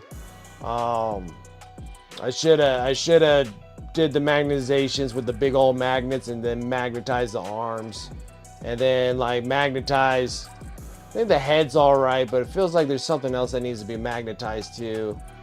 And maybe like all the little bits that like hang on it, like the ladder and all these other things that you have, it'd be better if they were just magnetized so you can just slap it all on there. I mean, it's an orc thing, so it's just like you just slap scrap on it. Anyways, guys.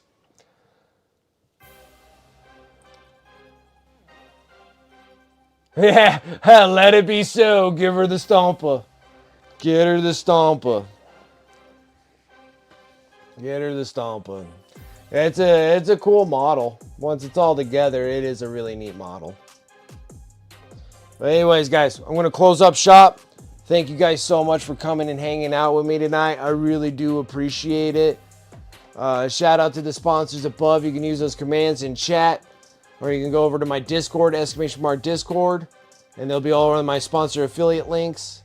Please use those links, use those discount codes, save some hobby dollars, and also get a little cutback to me with no charge to you because of the sponsors and the deals I got with them. Once you use those, that helps me refuel my my madness, getting me new paints and brushes and all that kind of stuff. So thank you guys when you guys do use those. Big shout out to everybody here. Thank you guys for the follows, the raids. We had a crazy raid night. I loved it. Thank you. It's always exciting when that happens. On my Discord, I do have Wicked Dice. I need to open up another category there for commissions and explain how I do my commissions. I'll try to do that over on my Discord as well. If you guys are interested in commissions, I'll open that up in there, and then you guys explain my process of what I want to do. Also, I have my eBay store, !eBay. Everything that I paint on this stream normally goes over to my eBay store unless it is a commission or something that's personal for me, but for now it's going to be pretty much eBay store stuff. Go ahead and take a look at that. Anything that gets sold on my eBay store helps fund over to my YouTube channel, !YouTube. All proceeds that are on my eBay. I need to get more product. I need to get more equipment for YouTube to make some really cool things that I have in plan in the future for YouTube, not just our coexisting streams with Twitch and YouTube. And then I am doing the Combat Patrol magazines as an extra video to YouTube. I've been really YouTube focused, as well as doing the Twitch streams as we've been doing for the last 5 years. But I should have been doing this with YouTube for the same amount of time, and I have not. And so now I've been real focused on doing YouTube videos and trying to create new content. But there's something that I really want to do, but it requires more equipment. And so that's why I've been selling a lot of my eBay, a bunch of my miniatures on eBay, so I can start funding that. Make sure you head up on my socials. I've been lacking badly on updating pictures. I'll make sure to get some more pictures over on my socials, and especially on Instagram and stuff. So make sure you follow me over there. And then if anybody's watching over from the YouTube pile, guys, like the video, subscribe to the channel. I really do appreciate it over there on YouTube. We are doing the grind. We're getting close to almost 200. I do appreciate that. So thank you guys for subscribing to the channel. It means a lot. Other than that, that's pretty much all I got from my spiel, you know. Reading what a Stompa does? Like, no. All right, guys. I think this is first time for me. I'm heading to bed before you rate it out. Hope you have a good night. Absolutely. I carried on a little bit longer than usual, Chaotic Painting, but you have a wonderful evening. And everybody else, have an excellent evening. Thank you guys so much for coming and hanging out with me. That's enough with my spiel. Let me go and refresh myself and see who is on Twitch. Let's see here. Oh no. Let's see here. Did it barehanded was lurking in my stream, so let's go ahead and head over onto them.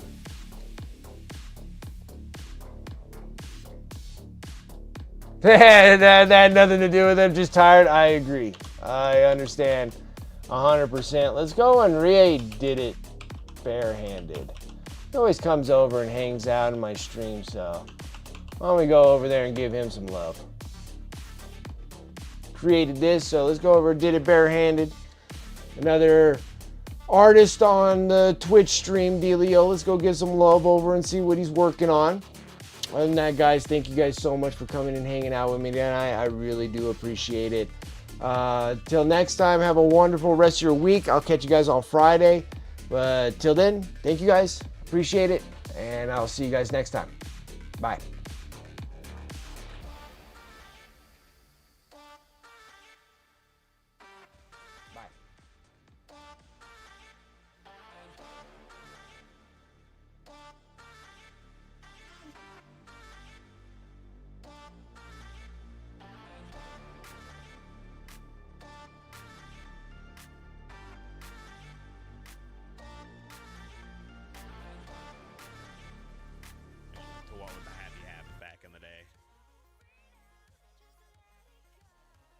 I feel targeted right now, okay?